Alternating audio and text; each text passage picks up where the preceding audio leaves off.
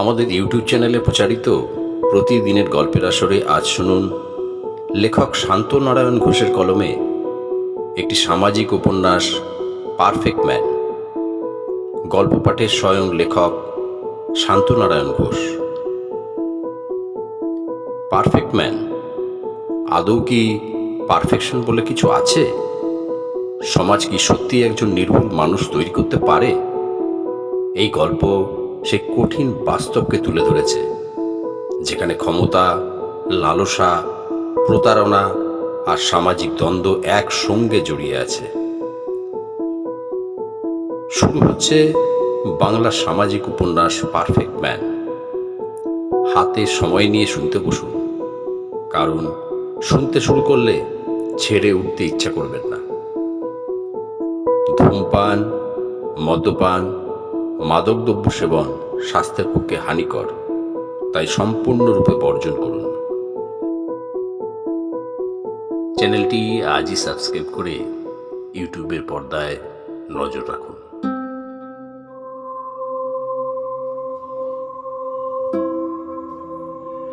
সারা জীবন ধরেই perfect man হওয়ার সংগ্রাম চালিয়ে যাচ্ছে। বিজ্ঞাপনদাতাদের কল্যাণে বিভ্রান্তি বেড়েছে বই কমেনি।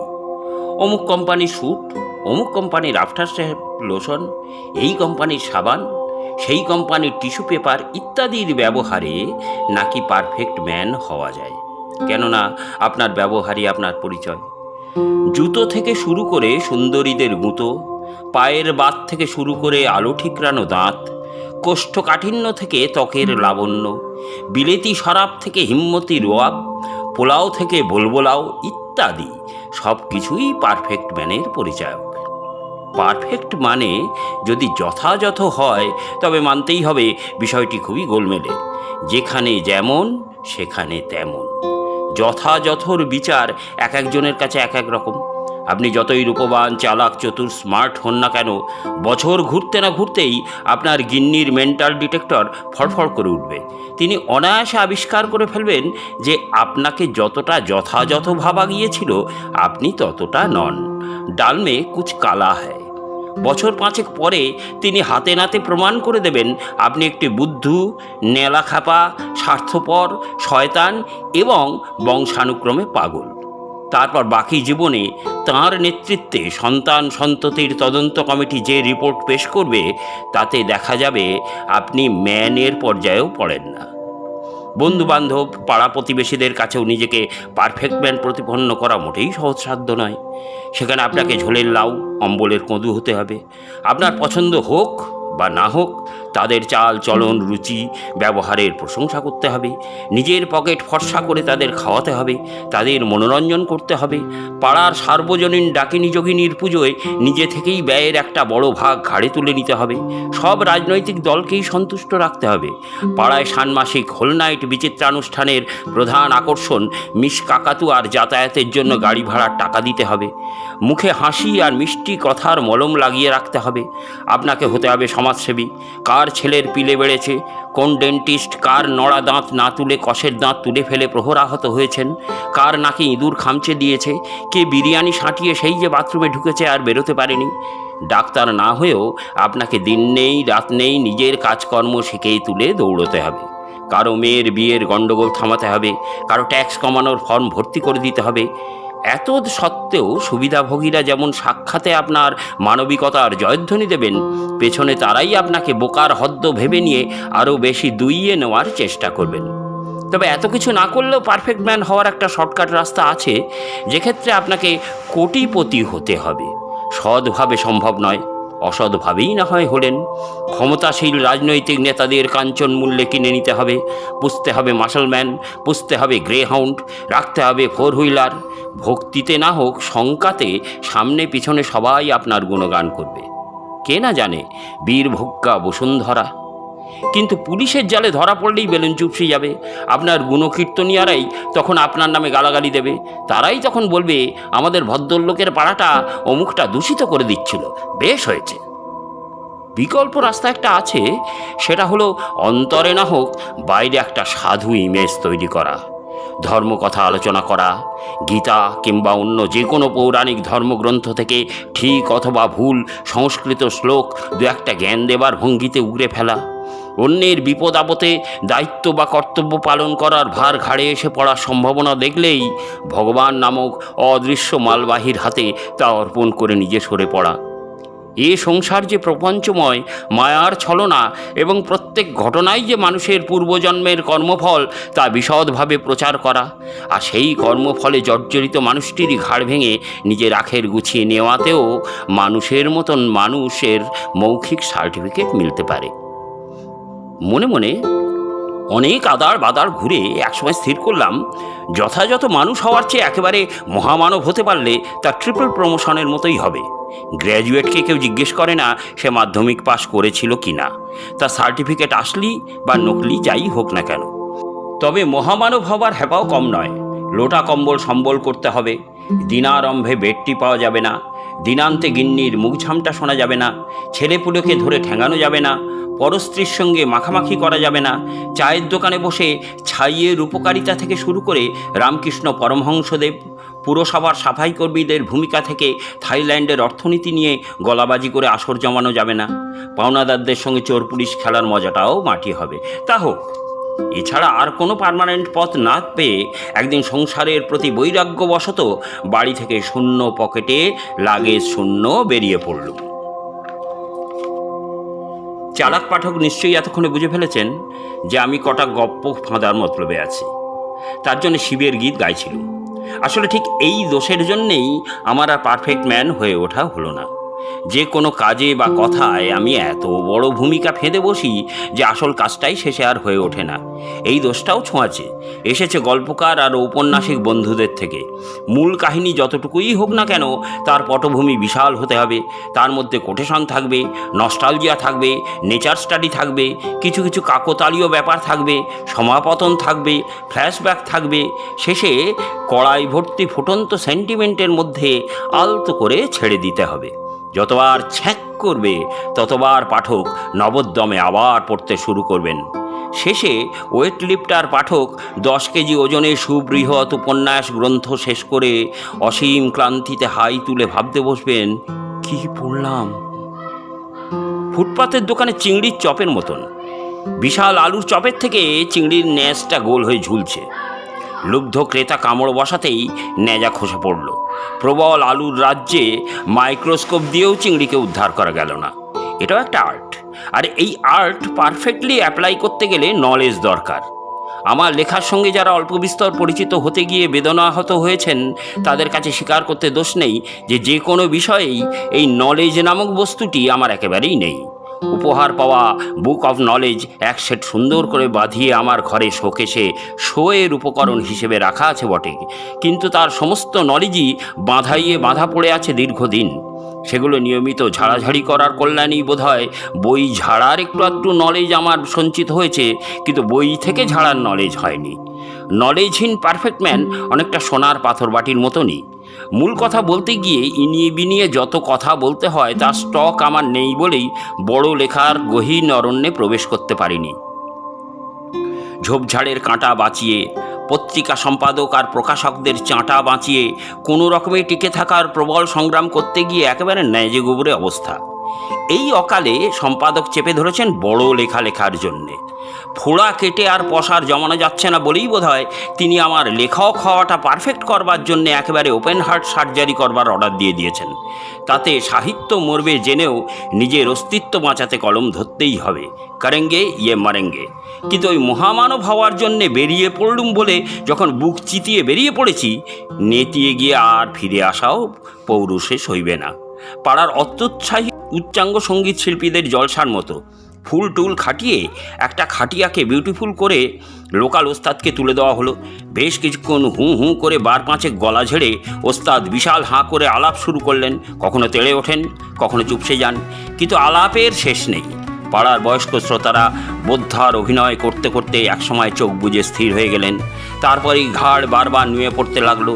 মাঝে মাঝে নাল ঝোল সামলে রক্তচক্ষুতে এদিক ওদিক তাকিয়ে নিয়ে বাহ বাহ করে ওঠা, আবার স্থির, আবার নুয়ে পড়া।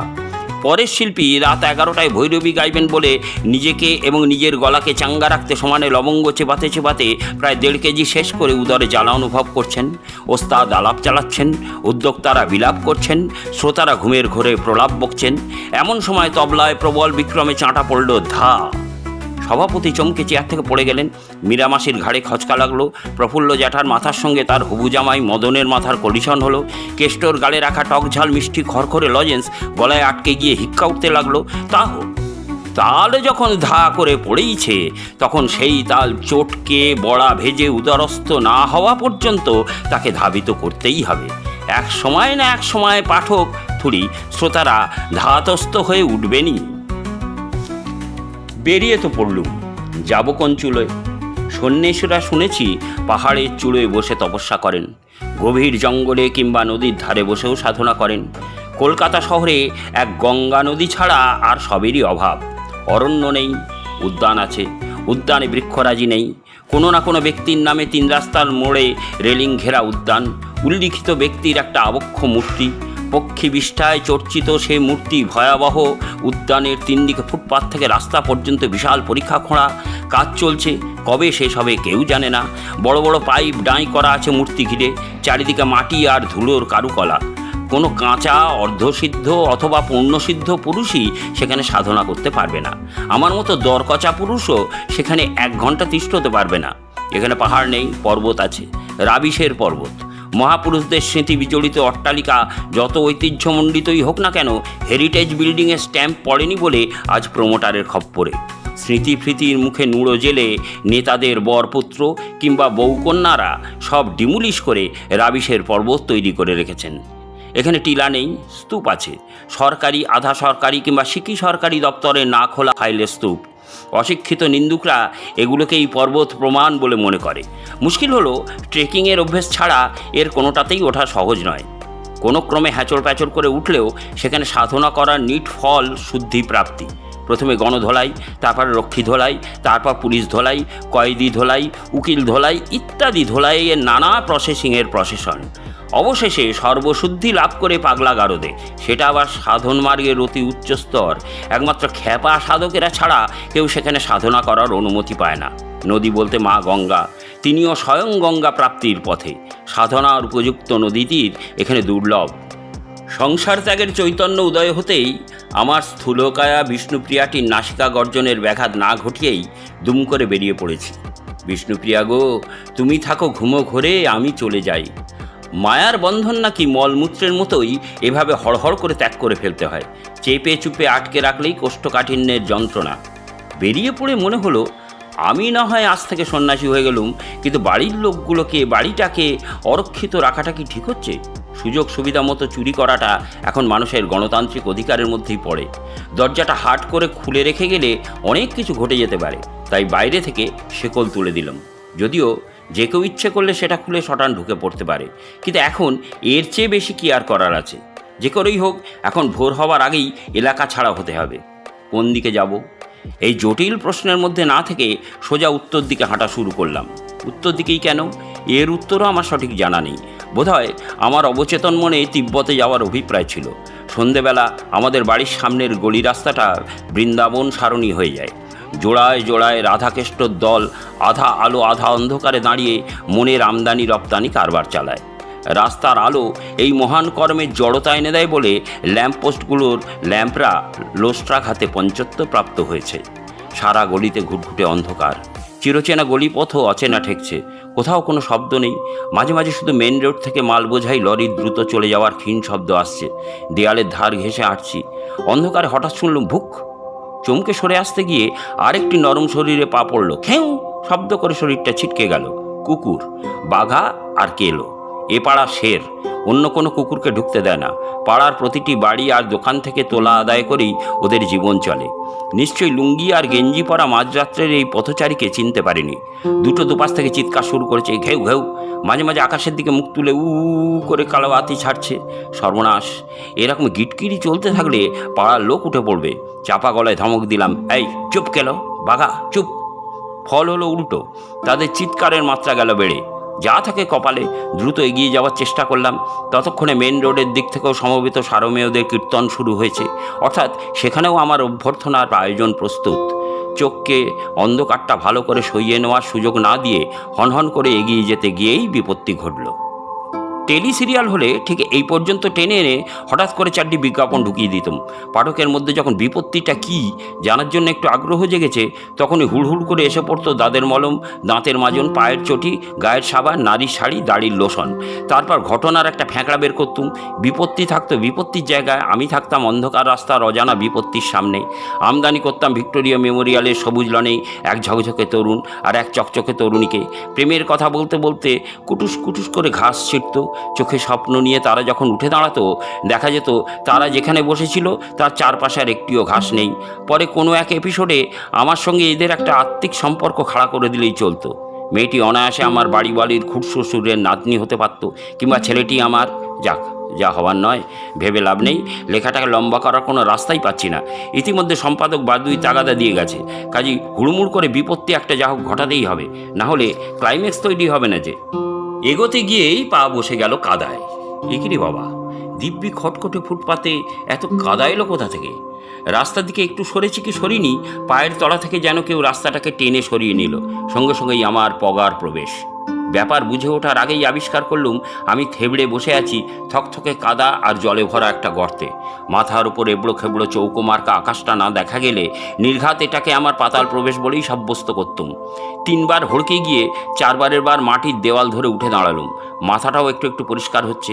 মনে পড়ে গেল দুপুরবেলা হঠাৎ লাল ঝান্ডা পুঁতে কয়েকজন গাঁইতি দিয়ে রাস্তা খুঁড়ছিল। জলের পাইপ সারাতে অথবা তেলের খনি আবিষ্কার করতে ঠিক জানি না। কাজের মধ্যে দিনান্তে রেখে গেছে ধরনীর করাল গাছ। সেই লাল ঝান্ডাটা চোখে পড়ল না কেন? চোখের আর দোষ কি? ঝান্ডাওয়ালারা বোধহয় জানে না অন্ধকারে ডুবে গেলে লাল, সবুজ, গেরুয়া সব ঝান্ডাই কালো হয়ে যায়। গর্তটা যে খুব গভীর তা নয়, আমার মাথা থেকে ফুট 2 উঁচু। মাথার উপর হাত তুলে ছোট্ট ছোট্ট লাফে কয়েকবার ওপরটা ধরার চেষ্টা করলুম। হাতে মুঠো মুঠো কাদা উঠে এলো, আর প্রত্যেকবারই পিছলে পূর্বাবস্থায় অবতীর্ণ হলুম। মাঝের থেকে আমার স্ফীতকায় বপু ছড়ে গিয়ে জ্বালা করতে লাগলো। সচেষ্টায় উদ্ধারের আশা ত্যাগ করে কর্দমাক্ত অঙ্গ নিয়ে ভোলে বাবার মতো দাঁড়িয়ে রইলুম। ইতিমধ্যে ঝাঁকে ঝাঁকে মশার আমদানি হয়েছে। ভুল বললুম বোধহয়, আসলে তাদেরই রাজত্বে আমি আমদানি হয়ে লঙ্গরখানা খুলে বসেছি। তারা দেদার উদরপূর্তি করছে, দুহাতে চটপট নিজেকে নিজেই চাটাচ্ছি। আর আমি যে এত চটপটে হতে পারি এটা প্রথম আবিষ্কার করে আনন্দে সর্বাঙ্গ চুল করছি খ্যাচর ম্যাচর করে। কটা বাজে কে জানে। এখন কোনো পথচারী না এসে পড়লে আমার উদ্ধারের আশা নেই। গর্তের কাছাকাছি এসে কালু আর বাঘা সংকীর্তন শুরু করেছে। যদি কোনোভাবে ফিরেও যেতে পারি তবে এদের হামলার ভয় রয়েছে। সর্বাঙ্গে মাটি মাখা মাটির মানুষটিকে ওরা খুব সমীহ করবে বলে মনে হয় না। এরকম উভয় সংকটে পড়ে নিরাশ হয়ে লোকে পরম আস্তিক কিংবা দার্শনিক হয়ে ওঠে। আমিও হলুম প্রথমে আস্তিক, তারপর দার্শনিক। মোহ বিপদ থেকে তাড়িত হবার জন্যে প্রথমেই বিপত্তারণ মধুসূদনের নাম মনে পড়ল। চোখ বুজে তার চেহারা কল্পনা করার চেষ্টা করলুম। গিন্নির ঠাকুরের সিংহাসনে তার একটা ছোট বাঁধানো ছবি আছে, কিন্তু তার ঊর্ধ্বাঙ্গ ড্যাম্পে কালো হয়ে গেছে বহুকাল আগেই। পূজারিনী বিনা প্রতিবাদে তার নিম্নাঙ্গেরই পূজা করেন। মুশকিল, মানসপটে সেই নিম্নাঙ্গটুকু ছাড়া আর কিছুই দেখতে পেলুম না। তার একটা সামগ্রিক প্রসন্ন মূর্তি খাড়া না করতে পারলে প্রার্থনা জানাবো কার কাছে? গোয়েন্দা দপ্তরের আর্টিস্টের মতো মনে মনে প্রাণপণ প্রপোর্শনাল ব্যালেন্সের একটা ঊর্ধ্বাঙ্গ খাড়া করার চেষ্টা করতে লাগলুম। বিপত্তারণের কথা ভাবতেই বারবার বিপত্তারণ মুখুজ্জের মুখটাই চোখের সামনে ভেসে উঠছে। আমার পাওনাদারদের অন্যতম। তার প্রসন্ন মুখ মানে ভয়ঙ্কর ব্যাপার। এইসব মানুষগুলো ব্যতিক্রমী। আমি তো ভালো ভালো খাদ্য পেলে মুখ মোছার পরেই দিব্যি ভুলে যাই খেয়েছি কিনা, লোকের কাছ থেকে টাকা নিয়ে ভুলে যাই নিয়েছিলুম কিনা। এঁরা দিব্যি মনে রাখেন, আর রাখেন বলেই আমাকে লুকোচুরি খেলতে হয়। এই অসময়ে তাঁকে স্মরণ করা মানেই খাল কেটে কুমির ডেকে আনা। অতএব বিপজ্জনক বিপত্তারণ বাদ। মধুসূদনকেই ডাকা যাক। মধুসূদন দাস আমার পাশের বাড়ির মালিক। আমার এ পাড়ার ভাড়াটে হিসেবে পদার্পণের মাস 2 আগেই তিনি একতলা বাড়িটি কিনেছেন। বয়স বেশি নয়, বেটে খাটো, পাতলা চেহারা, মাথার সামনের দিকে টাক, ব্যাংকের চাকুরে, সদা হাস্যময়। পাড়ার লোকেদের সঙ্গে বেশ মানিয়ে নিয়ে চলেন। একে যথাযথ মানুষ আখ্যা দেওয়া যেতে পারে। কিন্তু তিনি একা নন, সঙ্গে আছেন তার স্ত্রী অনন্যা। আহা, সত্যিই অনন্যা। তাকে দেখলে চোখ ফেরানো মুশকিল, একেবারে পিন ও পয়োধর পরিসর মর্দন। আমার গিন্নি বলেন, বউ না ছাতা কোথা থেকে ধরে এনে সহবাস করছে কিনা দেখো। লোকটার মাল আছে বলেই এই মাল এখন লটকে আছে। মাথায় সিঁদুর পড়লেই কি আর এ স্ত্রী হয়? আমরা কি কিছুই বুঝি না? ওমাগির ঠমক ঠামক দেখনি? দেখেছি বই কি, তার ঠমক আর ঠামক বহুবার আমাকে চমক লাগিয়ে দিয়েছে। সে যখন ধপধপে শরীরে স্বচ্ছ কালো রঙের স্লিভলেস ব্লাউজ আর ততোধিক স্বচ্ছ শাড়িতে নিজেকে জড়িয়ে, হাতে নকশাদার ভ্যানিটি ব্যাগ ঝুলিয়ে, পেন্সিল হিল জুতো পরে আমার ঘরের সামনে দিয়ে খটখট করে চলে যায়, তখন মনে হয় আমি আর আমাতে যে নেই গো। যতবারই মধুসূদনবাবুর কথা ভাবি ততবারই অনন্যার চেহারাটাই মানুষ পটে উঁকি দেয়। বিপদ থেকে উদ্ধার পেতে লোকে অসাধ্য সাধন করে, আর আমি কিনা এ সময় পরকীয়ার চিন্তায় ডুবে আছি। পৌরাণিক যাত্রা হলে বলতে হতো ধিক ধিক মোরে, ঢোলে ঘা পড়ত তারাকদুম, ঝাঁঝরে ঝ্যাং, তারপর গলা কাঁপিয়ে নিজেকে নিজে ধিকৃত করবার কারণ বর্ণনা, সঙ্গে ক্ল্যারিওনেটের পোঁপো। কিন্তু অত শত সময় নেই, মশক্কুল সমবেত ক্ল্যারিওনেট বাজালেও নয়। তারা যেভাবে গীত বাদ্য নৃত্য সমুচ্চতে ভোজসভা জমিয়ে তুলেছে, তাতে ডেঙ্গি যদি লেঙ্গি নাও মারে, যে প্রাণ প্রদীপটুকু ধিকি ধিকি করে জ্বলছে সেটাও অ্যানিমিয়ায় নিভে যাবে। আমার মতো আকাটের রক্তহীন প্রাণহীন দেহ বেশ্যকাটের মতো কাদায় দাঁড়িয়ে থাকবে। আমার কুয়োর মতো বিশাল জ্ঞান সাগর হাতড়ে হাতড়ে হঠাৎ পেয়ে গেল মাইকেল মধুসূদনকে। এনাকে আমার মতো হাতে গোনা কয়েকজন পণ্ডিত ছাড়া আর বিশেষ কেউ চেনেন বলে মনে হয় না। এই মধুসূদন, পদবী মনে নেই, মেঘনাদ নামে এক সাংঘাতিক দস্যুকে বধ করে মাইকেল উপাধি পেয়েছিলেন। এখনকার দিনে হলে হয়তো দেশিকোত্তম পেতেন। মাইকেল শব্দটি এসেছে মাইক থেকে। মাইকের কি অসীম শক্তি তা আজ কারো আর জানতে বাকি নেই। একবার ভোটের আগে হাসপাতাল চত্বরে কিছু গবেষক মাইকের শক্তি পরীক্ষা করে প্রমাণ করেছেন একই সঙ্গে 4-5 জনকে হৃদরোগে কাবু করা যায়, এমনকি কয়েকজনের মৃত্যুও ঘটানো যায়। মাইকের শক্তি আর ব্যবহার বাড়িয়ে দ্রুত ভারতবর্ষের জনসংখ্যা কমানোর মহান বতীদেরও মাইকেল উপাধি দেওয়া উচিত। আর স্কন্দপুরাণ না আকবরনামা কোথায় যেন মেঘনাথকে যখন দস্যু বলা হয়েছে, তখন ধরেই নেওয়া যায় যে চোর, বাটপাড়, কবি, সাহিত্যিক, শিল্পী, পকেটমার বা ডাকাতের মতো ছোটোখাটো অপরাধী ছিল না। বীরাপ্পনের পূর্বপুরুষই ছিল হয়তো, তবে সে চন্দন না শাল দস্যু ছিল তার কোনো উল্লেখ নেই। অনুমান করা যেতে পারে সে এমনই দুর্ধর্ষ ছিল যে তার সাথে ঘন ঘন সাক্ষাৎ করা যেত, তার ছবি তোলা যেত, কিন্তু তাকে খুঁজে পেতে ইংরেজের প্যারামিলিটারিও ট্যারামিলিটারি হয়ে যেত। এই হেনদস্যুকে মধুসূদনবাবু একাই মল্লযুদ্ধে হারিয়ে বধ করেছিলেন। সেই মল্লযুদ্ধের ধারা বিবরণী মেঘনাদ বধ কাব্য নামে একটা বইতে ছাপা হয়েছিল বলে জানি। জ্ঞানপিপাসুরা ন্যাশনাল লাইব্রেরিতে খুঁজে দেখতে পারেন। মাইকেল মধুসূদনের নাম মাথায় আসতেই এক ঢিলে বহু পাখি মারার মতলব এসে গেল। একবার তার কৃপা পেলে এই গর্ত থেকে উদ্ধার পাওয়া যাবে, আবার তাকে একটু গ্যাস খাওয়াতে পারলে, মানে একটু আড়ম্বর করে পুজো টুজো দিতে পারলে, চাই কি আমার পরম শত্রু বিপত্তারণের মতো দস্যুদের সঙ্গে মল্লযুদ্ধেও নামানো যেতে পারে। শত্রুর শেষ রাখতে নেই। সে লড়াই দেখার জন্য ভালো টিকিট বিক্রি হবে নিশ্চয়ই, এমনকি টিভিতে লাইভ টেলিকাস্ট দেখাতে পারলে তো তা জনপ্রিয় হবেই, তাতে কোনো সন্দেহ নেই। টিভি কোম্পানি থেকেও ভালো টাকা পাওয়া যাবে। বিপত্তারণ ভার্সেস মধুসূদন, ফাটাফাটি কাণ্ড। এই নিয়ে আমিও বিপত্তারণ মদ কাব্য লিখে বড়লোক হয়ে যাব। আমার প্রতি তার উষ্ণ লাভের উপর লাভ হয়ে আগ্নেয়গিরির লাভার মতো বর্ষিত হবে। ভাবতেই সারা শরীর রোমাঞ্চিত হয়ে উঠল। চোখ বন্ধ করতেই দেখতে পেলুম নায়ক সিনেমার উত্তম কুমারের মতো আমারও চারপাশে টাকার বৃষ্টি হচ্ছে। টাকার ওপর দিয়ে আমি মশমশ করে হেঁটে যাচ্ছি। হাঁটুর ব্যথা বেমালুম উধাও, কারণ বিদেশ থেকে সম্প্রতি নতুন হাঁটু লাগিয়ে এসেছি। টাকে সিনথেটিক চুল বসিয়েছি। বিপত্তারণ বধ কাব্যের দৌলতে দেশে বিদেশে পুরস্কৃত হচ্ছি। হাবি জাবি কবিতা, গল্প, প্রবন্ধ যা লিখছি বইয়ের বাজারে সবই বেস্ট সেলার হচ্ছে। সেই সুবাদে দেশের শীর্ষ নেতাদের সাংস্কৃতিক উপদেষ্টা হয়ে এয়ার কন্ডিশনড কারে চেপে ঘুরছি। অনন্যা আমার বক্ষলগ্না হয়ে গুনগুন করছে, এ পথ যদি না শেষ হয়। আমার গিন্নিরও ভোল পাল্টে গেছে। তিনি এখন সদা হাস্যময়ী। আমার সব কিছুই তার কাছে টলারেবল। বহুজাতিক কারণ বাড়ি থেকে বহুজাতীয় নারী, কৃতি পুরুষ মানুষের একটু ইয়ে থাকতেই পারে। গা ভর্তি গয়না পরে তিনি সগর্বে সাংবাদিকদের সাক্ষাৎকার দিচ্ছেন। আমার স্বামীর অনেক উপপত্নী থাকতে পারে, এমনকি ঘাড় ভাঙার পেতনিও থাকতে পারে, কিন্তু পত্নী শুধু আমি। টাকের ওপর থপ করে কাদামাটির একটা ডেলা খসে পড়তেই স্বপ্ন ভঙ্গ হলো। মরেছে, ধস নামছে নাকি? ওই যে বললুম কাজের কাজ করার আগে লম্বা ভূমিকা ফেদে সব কাজই কেচে গন্ডুস করে দিতে আমি অদ্বিতীয়। এমন কাল বিলম্বে যদি হঠাৎ ঝরঝর করে ধস নামতে শুরু করে, তবে কয়েক মুহূর্তেই আমার সমস্ত ভূমিকা ধসে যাবে। ছোটদের পাঠ্য বইতেই বোধহয় কালি ধ্যাবড়ানো মধুসূদন বাবুর ছবি দেখেছিলাম বলে মনে পড়ছে। মাথায় কোকড়ানো লম্বা চুল, গায়ে ধুমসো কোট, অবশ্য সেটা কর্নওয়ালিসের ছবিও হতে পারে। তা হোক, হাতের কাছে মানে মনের কাছে এই মুহূর্তে যাকে পাওয়া যাচ্ছে তাকেই আঁকড়ে ধরতে কসুর করলাম না। ঊর্ধ্বাঙ্গের ধুমসো কোট, তাও আবার নাভি পর্যন্ত, আর নিম্নাঙ্গে কোঁচা লাঞ্ছিত একটা মূর্তি সুপার ইম্পোজ করে ফেললুম। এর ফলে যে চেহারাটা আমার মুখোমুখি এসে দাঁড়ালো, তাতে হৃদযন্ত্রের ক্রিয়া বন্ধ হওয়ার উপক্রম হলো। কোনো হরর ফিল্মে জুড়ে দিলে সিনেমা হলে পর্যাপ্ত স্মেলিং সল্ট রাখতে হতো, আর পোস্টারে ছেপে দিতে হতো দুর্বলচিত্ত দর্শকদের প্রবেশ নিষেধ।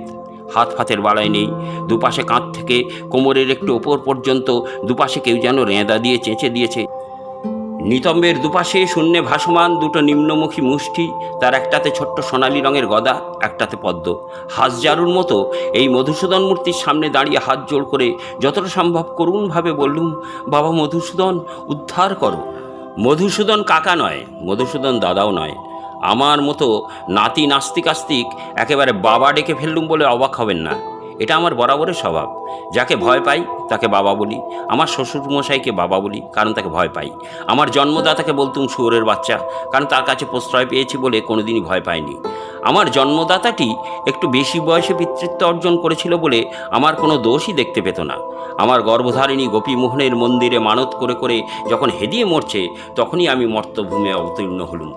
গোপীমোহনের দুর্ধরা বলে সোহাগ করে আমার নাম রাখা হলো গোপীমোহন। গোপাল অবস্থায় তা মা বাবা দাদা আর হামাগুড়ি কাঁধ ভেজানো কোল ভেজানোর পরেই নাড়ুগোপাল দশায় আমার বুলি গুলির মতো বেরোতে শুরু করলো। থালা, ধ্যামনা, মাখলা। মা আমার হেসে কুটুপুটি, চুমুতে আদরে সোহাগে আমাকে ভাসিয়ে দিল। আমার বাচন প্রতিভার সঙ্গে পাল্লা দিয়ে বেড়ে চলল চাহিদা। নজেন বিকু নয়, শুরুয়াত্রাই আমার বিলিয়ানি দিয়ে। বিজ্ঞজনেরা নাকি ভূমিকা পড়েই বুঝতে পারেন উপসংহার কী হবে। আমি নিজেই জন্মবিজ্ঞ, তাই ভূমিতে অবতীর্ণ হওয়ার পর থেকেই আমার ভূমিকা ছিল আমার জন্মদাতা আর জন্মদাত্রীকে নিরন্তর সংহারের দিকে টেনে নিয়ে যাওয়া। কানাই অবস্থায় সাইকেল, ক্যামেরা, ঘড়ি, টেপ রেকর্ডার, দৈনিক হাত খরচ, জিন্স সব কিছু হয় না চাইতেই পাওয়া, নয়তো মায়ের চুল ছিঁড়ে কিংবা বাবার বুকে লাথি মেরে আদায় করা। বড় বাজারে পান মশলার আড়তে খাতা লেখা আর ক্যাশ সামলানোর দায়িত্বপূর্ণ অথচ যৎসামান্য মাইনের কাজ করে আমার বাপ কালীনাথ রায় কী করে যে আমার আবদার মেটাতো তা আমার জানার বা বিবেচনার বিষয় ছিল না। সে কখনো কখনো মৃদুভাবে নিজের অক্ষমতা প্রকাশ করার চেষ্টা করলেই আমার বাল্মীকি প্রতিভা জাগ্রত হতো। শুরুয়াতটা শুয়োরের বাচ্চা দিয়েই হতো, আর শেষ হতো জন্ম দিয়েছিল কেন শালা দিয়ে। কানাই যেহেতু খেলতে খেলতেই কালীনাথকে দমন করেছিল, কলিযুগে আমিও খেলাতে খেলাতে কালীনাথকে দমন করে ফেললুম। 18 বছর পেরোতে না পেরোতেই আমি গোপীমোহন। মনে মনে সব মেয়েকেই অসতী বানিয়ে নিজের জন্যে সতীর অন্বেষণ শুরু। নিজেরা না খেয়ে শখ আহ্লাদ বিসর্জন দিয়ে আমার অভিভাবকেরা যখন রক্তশূন্য, শীর্ণকায়, চোখে ছানি, বুকে অ্যাজমা, আমার তখন ধর্মের ষাঁড়ের মতো নধর চেহারা, মাথায় রাজেশ খান্না মার্কা চুল, মুখে ফেয়ারনেস ক্রিম, চোখে ঢুলু ঢুলু চাহুনি, বুকে কুলুকুলু রিরংসা, মডার্ন কেস্টোর 2 হুইলার বাইক চাই, মোটর সাইকেলে বসিয়ে ঘুরতে না নিয়ে গেলে গোপীরা বড়শি গিলবে না, চার খেয়েই কেটে পড়বে। সুতরাং অর্ডার দিলাম কালীনাথ রায়কে। অর্ডার পেয়েই সে চমকে উঠল, আর তখনই বাধ্য হয়ে আমাকে কুরুক্ষেত্রের মহড়া দেখাতে হলো। তলপেটে আমার শ্রীচরণ লাভ করে বাড়ির বাইরে সে গড়িয়ে পড়ল। আমার গর্ভধারিণী বাধা দিতে এসে খাটের পায়ে মাথা ফাটিয়ে অজ্ঞান হয়ে গেল। ঠাকুরের আসন 4 পা শূন্যে তুলে ঠাকুরের নাম স্মরণ করতে লাগলো। বিয়ের ঠিক পরে পরেই শ্রীমান কালীনাথ আর শ্রীমতী জ্যোতিকা রায়ের একত্রে তোলা লাজুক লাজুক চেহারার হাসি মাখা মুখের বাঁধানো ছবির ওপর দিয়ে গড়িয়ে পড়তে লাগলো আমার থুতু। অজ্ঞান মায়ের হাতে শেষ দুগাছা সোনার চুড়ি আর গলার হার টেনে খুলে নিয়ে আমি রওনা দিলাম চেতলার দিকে। তখন আমার অনেক কাজ। টাকা সংগ্রহ করে পিয়ালেকে নিয়ে সিনেমা দেখতে যেতে হবে, আনুষঙ্গিক খরচও আছে। কিছুতেই গোপী শিকারের কম্পিটিশানে পিছিয়ে পড়া চলবে না। সারাদিন রোমান্সের মধ্যে কাটিয়ে ফরপোতে সাঁটিয়ে উদ্গার তুলতে তুলতে বাড়ির কাছে এসেই আমার রোমাঞ্চিত হওয়ার পালা। গদিতে হাতে নাতে ধরা পড়া তস্কর কালীনাথ রায় সস্ত্রীক অপমান জ্বালায় জর্জরিত হয়ে আত্মহত্যা করেছে। দীর্ঘদিন ধরেই মালিক সন্দেহ করছিল, সেদিন হাতে নাতে পাকড়াও। শুধুমাত্র অনেক দিনের কর্মচারী বলেই নাকি পুলিশে না দিয়ে চাকরি থেকে বহিষ্কার করেছে কালীনাথকে। আর সেই কালীনাথ দুম করে আমার সোর্স অফ ইনকাম বন্ধ করে দিয়ে আমাকে ভিখারি করে দিল। বুঝুন আমার প্রতি এ কতখানি অবিচার। নির্যাতিত, নিপীড়িত, বঞ্চিত, শোষিত জীবনের গ্লানি দূর করার জন্যে সেখান থেকে কেটে পড়ে গঙ্গার ধারে গিয়ে দুপাত্তর মদ খাবো বলে যখন মনে মনে স্থির করে ফেলেছি, তখনই আমার কাঁধে হাত রাখলেন শশাঙ্ক দাস। শশাঙ্ক দাস সশঙ্কিত চিত্তে স্মরণ করার মতোই লোক। কালো মোষের মতো চেহারা, চোখগুলো সবসময় লাল, মাথায় সজারুর কাঁটার মতো খাড়া খাড়া চুল। তিনি একই সাথে বহু ভূমিকায় বর্তমান। নামে বেনামে তিনি নেতা, প্রমোটার, সুদের কারবারি, সাট্টার কারবারি, পতিতালয়ের মালিক, বিশিষ্ট সমাজসেবী এবং সংস্কৃতির পৃষ্ঠপোষক। বোমা তৈরির কারিগর আর তোলাবাজ থেকে ক্রমশ প্রমোশন পেতে পেতে তিনি এখন পারফেক্ট ম্যান। আমার বুকের ভেতর কে যেন প্রশ্ন করে উঠল, বহুরূপে সম্মুখে তোমার, ছাড়ি কোথা খুঁজেছ ঈশ্বর। ধাঁ করে তার পা জড়িয়ে ধরে হাউমা করে কেঁদে উঠল, বাবা কি হবে? শোকে নয়, ভয়ে। আনন্যাচারাল ডেথ, পুলিশে খবর দিতেই হবে। পুলিশ আসবে, ইনভেস্টিগেশন হবে, জিজ্ঞাসাবাদ চলবে। পাড়ার প্রতিবেশীরা সব শয়তান, কেউ আমার পক্ষে রায় দেবে বলে বোধ হয় না। হাটে হাড়ি ভাঙলে আমার দুর্নন্ত থাকবে না। শশাঙ্ক দাস পা ছাড়িয়ে নিয়ে নিচু গলায় জিজ্ঞেস করলেন, থানায় খবর দেওয়া হয়েছে? আমি মাথা নেড়ে না জানাতেই তিনি মুখে চুপচুপ শব্দ করে বললেন, এতক্ষণ একটা খবর দেওয়া উচিত ছিল। তারপর নিজের সহচরদের কাকে যেন হুকুম দিলেন, পড়লা থানায় গিরিবাবুকে ফোন করে দে, বলিস আমি আছি এখানে। আমার বুকের ভেতরটা শুকিয়ে গেল, হাত পা ঠান্ডা হয়ে এলো। আবার তার ঠ্যাং ধরে কেঁদে উঠলুম। মহাজনরা অন্তর্যামী হন। তিনি আমাকে টেনে দাঁড় করালেন, কাঁধে মৃদু চাপ দিয়ে বললেন, সব ঠিক হয়ে যাবে, চল ভেতর থেকে ঘুরে আসি। দরজায় জানালার সামনে কৌতূহলী মানুষের ভিড়। আমাকে সামনে রেখে দলবল সহ তিনি এগিয়ে আসতেই সব ফাঁকা হয়ে গেল। এই শেষবারের মতো আমাদের জীর্ণ বাড়িতে ঢুকলুম। ঘরের মধ্যে কেমন যেন একটা দম বন্ধ করা গন্ধ। চৌকির ওপর কালীনাথ রায় শুয়ে আছে পাশ ফিরে লম্বালম্বি, তার পায়ের ওপর মাথা দিয়ে অর্ধবৃত্তাকারে জ্যোতিকা রায়। মুখের কষ বেয়ে সাদা গ্যাজলা বেরিয়ে শুকিয়ে গেছে। মায়ের পা দুটো বেরিয়ে আছে চৌকি থেকে, সে পায়ে আলতার রেখা, মাথার কাছে কালো হয়ে যাওয়া ক্ষত। ওটা দুপুরে তাকে দেওয়া আমার উপহার। তারপর ঘুর ঘুর করছে একটা ডাঁশ মাছি। দেওয়ালে ঝুলছে লজ্জারুণ হাস্যময় নবদম্পতি। চৌকিতে পড়ে আছে একটা বিরাট প্রশ্নচিহ্ন। শশাঙ্ক দাস আমার কোমরে একটা খোঁচা দিয়ে বললেন, কাঁধ, জোরে জোরে কাঁধ। আমার গলা শুকিয়ে কাঠ হয়ে গেছে।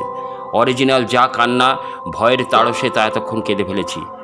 অভিনয়ের কান্না আর বেরুচ্ছে না। তাও প্রাণপণ শক্তিতে চেঁচিয়ে উঠলুম, ওগো তোমরা আমায় ফেলে কোথায় চলে গেলে গো?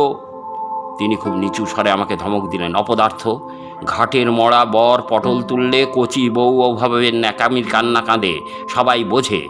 তুই শুধু ও বাবা গো, ও মাগো বলে কাঁদ। তিনি ডিরেক্টর, আমি অ্যাক্টর। প্রাণপণ চেষ্টা করতে লাগলুম। সেই সময় এক ঢোক মাল গলায় দিতে পারলে অ্যাক্টিংটা খোলতাই হতো। কাঁদার অভিনয়ে অভ্যেস নেই, কাঁদানোতে আমি সুপারস্টার। নতুন ভূমিকায় বেকায়দায় পড়ে গেলুম। তা বেশিক্ষণ কসরত করতে হলো না। তিনি বললেন, থাম, অনেক হয়েছে, এবার চোখ মুছতে মুছতে বাইরে চল, এক্ষুনি পুলিশ এসে পড়বে, তোর সঙ্গে কথা আছে। তার কথা মানে আদেশ। সেই আদেশে তদ্দণ্ডেই আমি পুরনো এলাকা ছাড়া। তিনি আমার থাকার জায়গা ঠিক করে দিলেন। সব কিছু ভোজবাজির মতো পরপর ঘটে গেল। পরে শুনেছিলাম কালীনাথ রায় নাকি প্রথমে হার্ট অ্যাটাকে মারা যায়, আর তার পায়ে মাথা রেখে আমার মাও কাঁদতে কাঁদতেই হার্ট অ্যাটাকের শিকার হয়। একেই বলে সতী। ডাক্তার সেই রকমই রিপোর্ট দিয়েছেন। পাড়ার প্রতিবেশীরা পুলিশকে জানিয়েছে এই দম্পতি দীর্ঘদিন ধরেই ভুগছিল। তাদের একমাত্র অতটুকু ছেলেই বহু কষ্টে রোজগার করে তাদের চিকিৎসা চালাতো। শোকে তার মানসিক বৈকল্য দেখা দেওয়ায় সমাজসেবী শশাঙ্ক দাস নিজের বাড়িতে রেখে পিতৃস্নেহ দিয়ে সুস্থ করে তুলছেন। গরু যে এভাবে গাছের মগডালে উঠে জাবর কাটতে পারে তা আমার চাক্ষুষ ছিল না। বড়বাজারে সেই পান মশলার আড়তের মালিকও নাকি ফুলের মালা নিয়ে কালীনাথকে শেষ শ্রদ্ধা জানাতে এসে তার সততার বিস্তর উদাহরণ দিয়ে পরম বন্ধু হারানোর শোকে কান্নাকাটি করেছেন। একেই বোধহয় বলে মাস হিপনোটিজম। শশাঙ্ক দাসের কাছে জাদু সম্রাট পিসি সরকারও নেহাতই শিশু। আমি আর অমুখ হতে পারিনি, কিন্তু সংক্ষেপে নাকি পারলৌকিক কাজও সম্পন্ন হয়েছে। কে করলো কে জানে। কিন্তু আমার মতো মা কালের প্রতি শশাঙ্কবাবুর এত সহৃদয়তার কারণ কি, তা ভেবে ভেবে যখন নাকাল হয়ে পড়েছি, তখনই একদিন তাঁর তলব পেলুম। মধুসূদন বাবা এতক্ষণ স্থির চোখে আমার দিকে তাকিয়েছিলেন, পাঠ্য বইয়ের ছবির মতোই। হঠাৎ প্রশ্ন করলেন, তুই কি? স্বরটা আমার মতোই মনে হলো। তিনি ভগবান, তিনিও আমার নাড়ি নক্ষত্র সবই জানেন। ভাইবা টেস্ট যখন শুরু হয়েছে অ্যালাউ হতেই হবে, না হলে উদ্ধারের আশা তো নেই, আমার অন্যান্য মতলবও কেঁচে যাবে। কাজেই আমার এই ভাইবা উত্তর দিতে হইব। দার্শনিক প্রশ্ন, উত্তর দিতে গেলে আত্মদর্শনের গোড়ার প্রশ্নে চলে যেতে হবে। বুদ্ধি করে বললুম, বাবা, তুমি মানুষের শরীর দিয়ে মনুষ্য গর্ভে জন্ম দিয়ে পৃথিবীতে পাঠালেও আমি মানুষ নামে মানুষের ক্যারিকেচার। সঙ্গে সঙ্গে প্রশ্ন, জন্ম কি? জনসমাজে পঞ্চম প্রাপ্তির জন্য আগমন। পঞ্চম কি কি? মদ, মহিলা, মানি, মস্তানি, মন্ত্রিত্ব। জীবনে 3টে পেয়েছি, 2টো পাইনি। জীবন কাকে বলে?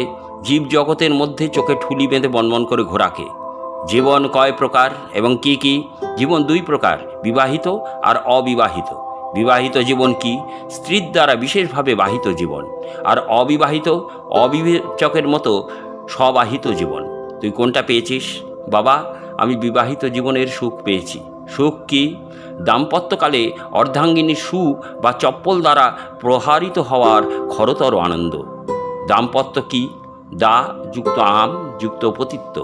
বিবাহোত্তরকালে দায়ের মতো ধারালো আর ভারী অস্ত্রের কবলে পড়া, তারপর আমের মতো অম্ল মধুর হয়ে থাকা, আর যথাকালে গিন্নির সহযোগিতায় পিতা মাতাকে আঁঠির মতো নির্বাসন দেওয়া, সর্বশেষে শুধুমাত্র পতির আইডেন্টিটি নিয়ে বেঁচে থাকা। পতি কাকে বলে? যে পুরুষ শুধু সংসারের জন্য পাত্তি রোজগারের বরাত নেয়, সংসারের আর কোনো বিষয়ই পাত্তা পায় না। পুরুষ কাকে বলে? পুরু চামড়া বিশিষ্ট মোষের মানব সংস্করণকে বলে। পুরুষ কয় প্রকার ও কি কি? 2 প্রকার, মিনমিনে আর হুমদো। তুই কোনটা? 2টোই। মেয়েদের সামনে হিরোইজম দেখাতে হয়, সেখানে আমি হুমদো। দুর্বলের সামনেও তাই, কিন্তু প্রবলের কাছে বরাবরই আমি মিনমিনে। এই কারণেই শশাঙ্ক দাসের 2টো নির্দেশই আমি মেনে নিয়েছি। তার প্রথম নির্দেশ, আমাকে সাহিত্যিক হতে হবে। আমার পক্ষে মৃত্যুদণ্ডের সামিল। বটতলায় ছাপা প্রেমপত্রের চটি বই থেকে টুকলি করে মেয়েদের পাঠানো ছাড়া তখন আমি কিছুই লিখিনি। যিনি আমার সব খবর রাখেন তিনি আর আমার বিদ্যার দৌড় জানেন না। আমার মুখের ভাব দেখেই তিনি হেসে বললেন, ঘাবড়াবার কিছু নেই, আমিও তো লেখাপড়া শিখিনি। তাতে কি হলো? আমার কোনো কাজ কি আটকে আছে? সব লেখারই লোক আছে, আমি শুধু নামটা সই করে দিই। তুইও তাই করবি? তুই তো তবু 2-1 কলম চিঠি ফিটি লিখতে পারিস। আমার বুকের মধ্যে গুরু গুরু করে উঠল। চিঠি মানেই তো সেই প্রেমপত্র, যার প্রেরক আর প্রাপকের নাম ছাড়া একটি বর্ণ আমার নিজের মগজ থেকে বেরোয়নি। সেই চিঠির খবরও ইনি জানেন। একটা দেশলাই কাঠি দিয়ে নিজের কান চুলকোতে চুলকোতে তিনি আবার বললেন, আমার মেয়েকেই তো দিয়েছিলি। আমার হাত পা ঠান্ডা হয়ে গেল। কিন্তু শশাঙ্ক দাসের মেয়ে এলো কোত্থেকে? সবাই তো তাকে চিরকুমার বলেই জানে। তার কথা তখন সবে শুরু হয়েছে, কোথায় গিয়ে শেষ হবে কে জানে। অবশ্য তুই তো আর আমার মেয়েকেই শুধু চিঠি দিসনি, ঘুরতে নিয়ে যাসনি, অনেক মেয়েকে নিয়েই। কথাটা অসমাপ্ত রেখে বাঁ কান থেকে ডান কানে কাঠিটা চালান করে নাড়তে নাড়তে বললেন, বেবি মানে সংযুক্তার কথা বলছি। আবার চুপ, কান চুলকানো চলছে। লাল চোখ দুটো আমার দিকে স্থির। সংযুক্তাকে আমার না চেনার কারণ নেই। বছর 16 বয়স, বাড়ন্ত গড়ন, মুখটা বেশ মিষ্টি। সে এমন হিপোপটেমাসের মেয়ে হতেই পারে না। অন্যান্য মেয়েদের থেকে একটু বেশি সতী। ঘুরতে নিয়ে গিয়ে আনন্দ নেই, ফুটপাতের ফুচকা পেলেই সন্তুষ্ট হয়। কোনো রেস্টুরেন্টে যাবে না, কেবিনে নিয়ে যে একটু আদর করব তার উপায় নেই। কান থেকে কাঠি নামিয়ে লোমশ পা দুটো সামনে ছড়িয়ে দিয়ে তিনি তখন বলে চলেছেন, আমার আর এক মেয়ে তো আমারই দলের ছেলে পিন্টুর সঙ্গে কেটে পড়েছিল। সেই শালা তো নিজের নামও সই করতে জানে না, কোনো রকম যোগ্যতাই নেই। তোরও নেই, ওই রাঙালু মার্কা ক্ষমাখানা ছাড়া। যাই হোক, তুই এখনও 60টায় আর বেশ্যাখানায় যাসনি যখন, তখন তোকে ভালো করা যাবে। কোন কথা যে কোন দিকে যাচ্ছে কিছুই ধরতে পারছি না। আমার তখন দিশাহারা অবস্থা। সংযুক্তাকে যদি শশাঙ্ক দাসের পালিতা মেয়ে বলেও ধরে নিই, যদিও সেরকম কিছু কখনোই শুনিনি, তবু যদি তাই হয়, আরও এক মেয়ে এলো কোত্থেকে। কিন্তু এরপর আরও বড় আশ্চর্য আমার জন্য অপেক্ষা করছিল। তিনি বলে বসলেন, আর কোনো ঝুঁকি নেব না। আমার এই মেয়েটা এখনও ভালো আছে, ওর মাও খুব ভালো, দুজনেই খুব ঠান্ডা শান্ত। আমি ওর কোনো ক্ষতি হতে দেব না। তোকে দেখে যখন মজেইছে, তোর সাথেই বিয়ে দিয়ে দেব। আমার বয়সটা তখন 18 হলেও ভেতরে ভেতরে তেঁটে তাল শ্বাস। ওপরে একটু শক্ত পাতলা খোলা, লোক দেখানো সংযম। আঙুলের ঘষা দিলেই ছাল উঠে গিয়ে কচকচে শ্বাস। পেলেও হয়, না পেলেও হয় গোছের ভাব। ভেতরে কামনা বাসনার রস জপজপ করছে। আনন্দে ভেতরটা হাঁকুপাকু করে উঠল। এইবার পা দুটো গুটিয়ে বাবু হয়ে বসে চাপা অথচ দৃঢ় স্বরে বললেন, তবে সেটা হবে 2 বছর পরে। এই 2 বছর তুই সাবধানে থাকবি, কোনো মেয়ের সঙ্গে মিশবি না, আমার মেয়ের সঙ্গেও নয়। মদ খাবি না, এখন থেকে শুধু সাহিত্যিক হবি, মনে থাকবে। তিনি আমাকে আগেই বঁড়শিতে গেঁথে ফেলেছেন। আপদকালে উদ্ধার করা থেকে শুরু করে নিজেই ভাড়া দিয়ে বিরাট এক বাড়ির সম্পূর্ণ নিচের তলাটায় আমার মতো একটা ছেলের একা থাকার ব্যবস্থা করে দিয়েছেন। খাওয়া পড়ার সাথে সাথে প্রতি মাসে কড়কড়ে বেশ কিছু টাকা পাই, কিন্তু তা প্রাণ খুলে ওড়াবার উপায় নেই। সবসময় মনে হয় কেউ যেন আমার উপর নজর রাখছে, অথচ কাউকেই দেখতে পাই না। একজন বয়স্কা মহিলা দুবেলা আমার তত্ত্বাবধান করে, তার মুখ থেকেই কিছু কিছু সংবাদ সংগ্রহ করার চেষ্টা করি। সে সহজে কোনো কথাই ফাঁস করতে চায় না, সবসময় যেন কি এক আতঙ্কের মধ্যে থাকে। আমার প্রয়োজনীয় যা কিছু তার মারফতই পাই। তার দারিদ্র্যের দুর্বলতার সুযোগ নিয়ে হাতে কিছু গুঁজে দিয়ে মাঝে মাঝে সামান্য কিছু খবর পাই। সেই তথ্য মাধ্যম থেকে জানলুম আমাদের পুরনো বাড়ি এখন শশাঙ্ক দাসের কিসের যেন অফিস হয়েছে। সে বাড়ির ভোল পাল্টে গেছে। মায়ের নিজের হাতে লাগানো চাঁপা ফুলের গাছ কাটা পড়ে সেখানে হয়েছে নতুন পায়খানা। তার মানে শশাঙ্ক দাস আমার শিকড় কেটে দিয়ে টিকি ধরে ঝুলিয়ে রেখেছেন। তিনি রাখলে আছি, না রাখলে কোথাও আমার জায়গা নেই। আমার তত্ত্বাবধায়িকার হাতে একদিন পুরো 500 টাকা গুঁজে দিয়ে বললুম, শশাঙ্কবাবুর মেয়ের ব্যাপারটা আজ আমাকে বলতেই হবে মাসি। মাসির মুখ রক্তশূন্য হয়ে গেল। একবার বন্ধ দরজার দিকে তাকিয়ে নিয়ে ঠোঁটে আঙুল দিয়ে আমাকে চুপ করার ইশারা করলো। তারপর কি মনে করে পা টিপে টিপে দরজার কাছে গিয়ে হঠাৎ দুম করে দরজাটা খুলে বাইরে মাথা বাড়িয়ে এদিক ওদিক দেখে নিয়ে আবার দরজা বন্ধ করে আমার কাছে ফিরে এলো। তারপর প্রায় ফিসফিস করে বলল, আমার বড় বিপদ বাবা, আজকেই আমার টাকাটা খুব দরকার ছিল। ভগবান তোমার ভালো করবে, তবে তুমি যে আমার এই অসময়ে না চাইতেই উপকার করলে, তার জন্য তোমাকে কয়েকটা কথা বলে দিচ্ছি। জানি না কি হবে। আমার কানের কাছে মুখে এনে প্রায় শোনা যায় না এমন স্বরে বলল, শশাঙ্ক দাস বিয়ে করেনি, কিন্তু তার 3টে রক্ষিতা 3 জায়গায় আলাদা আলাদা থাকে। এর মধ্যে সেরকম সাংঘাতিক কিছু রহস্য আছে বলে মনে হলো না। এত ভয়েরই বা কী আছে? খ্যাতনামা বাঙালির সঙ্গে এখন নারী তাড়ি দাড়ি সব অঙ্গাঙ্গিভাবে জড়িয়ে গেছে। এগুলোই তো তাদের ইন্সপিরেশন, এগুলোই তো তাদের গৌরব বৃদ্ধি করে। তবু যে আষ্টে সন্দেহটা মাথায় উঁকি দিচ্ছিল সেটা বলেই ফেললাম, তবে কি সংযুক্তা রক্ষিতার মেয়ে? আর তাকেই আমার ঘাড়ে গছাতে চাইছেন তিনি? মাসি জিভ কেটে বলেছি, বেবি সম্পর্কে এমন কথা বলবে না, তার মা সম্পর্কেও কোনো খারাপ কথা বলবে না। শুধু এইটুকু জেনে রেখো, বেবি কোনো রক্ষিতার মেয়ে নয়। শশাঙ্ক দাস তাকে জন্ম দেয়নি, এমনকি কারো পালিতা মেয়েও নয়। তবু সে শশাঙ্ক দাসেরই মেয়ে। আবার কি ধাঁধারে বাবা! একেই বলে রুমালের মা, বেড়ালের তালবস্যা হয়ে গেল চশমা। মাসির মুখের দিকে চেয়ে বোঝবার চেষ্টা করছিলাম আমাকে বুদ্ধু বানাতে উল্টোপাল্টা গুল ঝাড়ছে কিনা। মাসির মুখ থমথম করছে। হঠাৎ যেন তার মনে কোথাও খোঁচা লেগেছে। এ মুখ মিথ্যা বলতে পারে না। চট করে আর কিছু জিজ্ঞাসা করতেও ভরসা পাচ্ছি না। কিছুক্ষণ পরে আবার বন্ধ দরজার দিকে তাকিয়ে নিয়ে আগের মতোই আমার কানে কাছে মুখ এনে নিজেই বলল, তবে খুকি ছিল শশাঙ্ক দাসের দ্বিতীয় রক্ষিতা মিনতির মেয়ে। প্রথম রক্ষিতা রাধা বোধহয় বাঁজা। পরের মিনতির আরও একটা মেয়ে হয়েছিল। তোমার হবু শ্বশুরের হুকুমে আমি তাকে স্নান করাবার নামে ভরা চৌবাচ্চায় ফেলে দিয়েছিলাম।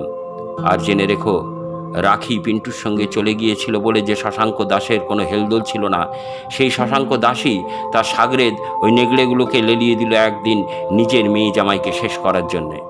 তারপর আর তাদের কেউ দেখেনি। কেন সেই কাজ করলো তা আমায় জিজ্ঞাসা করো না। শশাঙ্কর রক্ষিতাদের কথা সবাই জানে, আরও অনেক কিছুই জানে, কিন্তু কেউ কিছুই জানে না।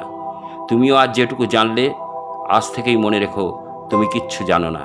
নইলে যে মানুষ নিজের মেয়েদের ওইভাবে শেষ করতে পারে, তোমার বা আমার বেলায় সে কী করতে পারে বুঝে নাও। রহস্য ক্রমেই ঘোরালো হয়ে উঠছে। সংযুক্তা কদিন পরে আমার বউ হবে, অথচ তার আসল পরিচয় জানি না। একটা লোক একই মায়ের দুটো মেয়েকে কেন শেষ করলো তাও জানি না।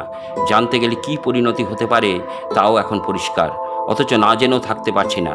এদের সঙ্গে সংযুক্তাদের সম্পর্ক কী সেটাও জানা দরকার, অথচ কেন জানি না। মাসির চারিয়ে দেওয়া মৃত্যু ভয় হঠাৎ আমার মধ্যে সঞ্চারিত হলো।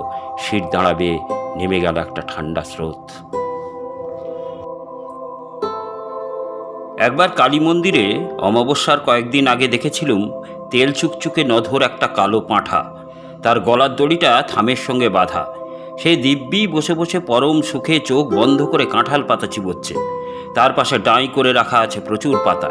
সে যেন নিশ্চিতভাবেই জানে সে মায়ের জন্য বলি প্রদত্ত।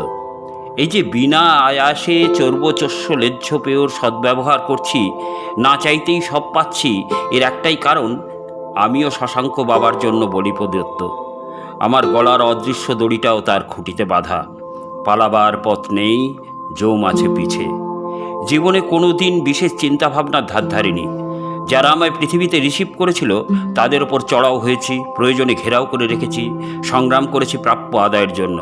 আমাদের মগজের ভাবনার তারগুলো শুধু দিতে হবে, করতে হবে, চলছে চলবে, চলছে না চলবে না, আর মানতে হবে, এই সুরেই বাধা।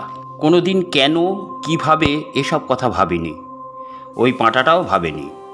পেটের খিদের জন্যে পরের বেড়া ভেঙেছে, পালনকর্তার জুতো, ছাতা, জামা চিবিয়েছে, দেহের খিদে মেটাবার জন্য ছাগলের পিছনে তাড়া করে তার পিঠে উঠেছে, কিন্তু বলি প্রদত্ত হওয়ার জন্যেও সে নিশ্চিন্তে নিজেকে সমর্পণ করেছে।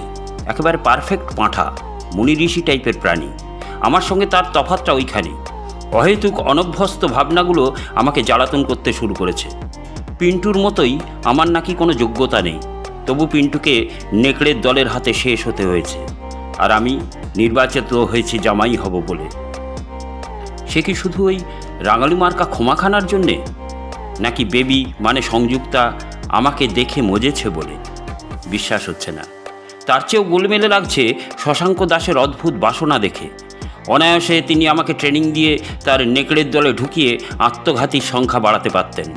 তা না করে তিনি আমাকে খামোখা সাহিত্যিক বানাবার জন্য চেষ্টা করছেন কেন, সেটাই মগজে ঢুকছে না। মাথা খেলাবার জন্যে যে দু এক ঢোক মাল খাবো, সে রাস্তাও বন্ধ। ইতিমধ্যে মাসির হাত দিয়ে আমাকে পাঠানো হয়েছে এক গাদা নতুন বই। তার মধ্যে শরৎচন্দ্র থেকে শুরু করে সমরেশ বোস পর্যন্ত অনেকের লেখাই আছে। অর্ডার হয়েছে সেগুলো পড়বার। এভাবে খুঁচিয়ে খুঁচিয়ে মারাচ্ছে, যদি এক কোপে ঘ্যাচাং করে আমার ঘাটটা ওরা নামিয়ে নিত, সেটা স্বস্তির হতো। একমাত্র পর্নোগ্রাফি ছাড়া আর কোনো বইয়ের পাতা উল্টোলেই আমার হাই ওঠে, মাথা যন্ত্রণা করে, ঘন ঘন পায়খানা পায়। 1.5 মাসে যখন একটা বইয়ের 21টা পাতায় সবে চোখ বোলানো হয়েছে, সে সময় একদিন রাত্রের দিকে এক নতুন অতিথির আগমন হলো। দিনের বেলা হলে তাকে মেয়ের বিয়ের কিংবা নিজের চিকিৎসার জন্য সাহায্য প্রার্থী বলেই ভেবে নিতুম। মাঝারি হাইটের শুঁটকো চেহারা, বয়স কালীনাথের চেয়ে বেশি কিংবা কমও হতে পারে। তোবড়ানো গাল, মাথার চুল সব সাদা, মুখে খোঁচা খোঁচা সাদা দাড়ি, তাড়াহুড়ো করে মোটা সুতো দিয়ে নানা জায়গায় সেলাই করা নোংরা পাঞ্জাবি, নোংরা খাটো ধুতি, খালি পা, চোখে অত্যন্ত বেশি পাওয়ারের ঘোলাটে কাচের চশমা, পুরনো ফ্রেমের একটা ডাঁটি তার দিয়ে বাঁধা, কাঁধে একটা বিবর্ণ ঝোলা ব্যাগ। মাসি তাকে পরম সমাদরে ডেকে ঘরের একটা চেয়ারে না বসালে আমি হয়তো তাকে তাড়িয়েই দিতুম। লোকটা সংকোচের সঙ্গে জড়সড় হয়ে বসে ঘরের সব কিছুর উপর একবার চোখ বুলিয়ে নিয়ে আমার মুখের দিকে তাকিয়ে স্থির হয়ে গেল। লোকটা আমাকে দেখছে তো দেখছেই, ঘোলাটে কাঁচের ভেতর দিয়ে তার চোখ দুটো বিরাট মনে হচ্ছে, গায়ের মধ্যে কেমন যেন শিরশির করছে। মাসি আমার আহম্মকি দেখেই বোধহয় বিরক্ত হয়ে বলল, প্রণাম করো। একমাত্র শশাঙ্ক দাস ছাড়া আর কারো পায়ে হাত দিয়েছি বলে মনে পড়ে না। জন্ম দিলেই যদি পিতা হওয়া যায়, তবে আমি বলতে পারি আমার পিতা কালীনাথ রায়কেও কখনো প্রণাম করিনি, বরঞ্চ বহুবার সে আমার পদধন্য হয়েছে। আর এই ভিখিরি মার্কা লোকটাকে আমি প্রণাম করব? আমার ঘাড় শক্ত হয়ে রইল, তাতে এতটুকুও নিচু করতে পারলাম না। লোকটা তার ধুলো ভরা পা দুটো গুটিয়ে নিয়ে তাড়াতাড়ি বলে উঠল, না না, থাক থাক থাক। তারপর সরাসরি আমাকেই প্রশ্ন, তুমি মানে আপনি কি গোপীমোহন? মাসি এবার থাকতে না পেরে বলে উঠল, হ্যাঁ, ওই গোপীমোহন। কিন্তু দাদা, আপনি ওকে আপনি আজ্ঞে করছেন কেন? কত ছোট। মাসির ওপর ক্রমশ আমার রাগ বাড়ছে। সে এমনভাবে কথা বলছে যেন আমার জন্মের সময় সেই নাড়ি কেটেছে। যার তার সামনে এইভাবে আমাকে ছোট করার সাহস ঝি চাকররা পায় কী করে? মাসি যদি শশাঙ্ক বাবার লোক না হতো, এতক্ষণে তার চুল ছিঁড়ে ঘাড় ধাক্কা দিয়ে দুটোকেই বার করে দিতুম। লোকটা মাটির দিকে তাকিয়ে যেন নিজের মনেই বলল, না না পারুল, ওনারা আমাদের মনিব, প্রভু। আমি 100 টাকা রোজের সামান্য লেখক। আমার বোধ, বিবেক, ভাবনা সবই তো ওই দৈনিক 100টা টাকার কাছে বিক্রি করা। পারুল, তুমিও তো গ্র্যাজুয়েট, একসময় ভালো গান গাইতে পারতে, আজ তুমিও পারচেসড। তোমার পঙ্গু ছেলেটার মুখ চেয়ে তোমাকেও তো অনেক কিছুর সঙ্গে আপোষ করে নিতে হয়েছে। এখন তোমার ডেজিগনেশন একজন পরিচারিকা, ঝি ছাড়া কিছুই নয়। আজ যারা তোমার প্রভু, তাদের তো সম্মান জানাতেই হবে পারুল, না হলে তোমার ছেলেটা মাসি ঝট করে আঁচলে নিজের চোখটা মুছে নিয়ে ধরা গলায় বলল, আমার কথা ছাড়ুন, বৌদির খবর কি? লোকটার মুখটা মনে হলো কি এক ব্যথায় বেঁকে গেল। জোর করে একটু হাসার চেষ্টা করে বলল, সে তো এখন তার বন্ধুর কাছে নিজেকে সমর্পণ করে বসে আছে। আমার হাত ধরে তুমি নিয়ে চলো সখা, আমি যে পথ চিনি না। মুহূর্তে সব কথা বন্ধ হয়ে গেল। আমার পাকাল মন এতক্ষণ পারুল মাসি আর এই বুড়োটার মধ্যে অতীতের একটা অবৈধ সম্পর্ক খুঁজছিল, এখন আরও একটা উপাদান পেয়ে যেন উচ্ছ্বসিত হয়ে উঠল। নিশ্চয়ই বুড়োটার বউ যুবতী, সুন্দরী, কতদিন আর এমন একটা লোকের গলায় জড়িয়ে থাকবে? এখন বয়ফ্রেন্ড জুটিয়ে নিয়েছে। লোকটা হঠাৎ যেন সচেতন হয়ে উঠল। নিজের ঝোলা ব্যাগ থেকে 3টে বই বার করে আমাকে দিয়ে বলল, আপনারই লেখা, একটু কষ্ট করে পড়ে রাখবেন।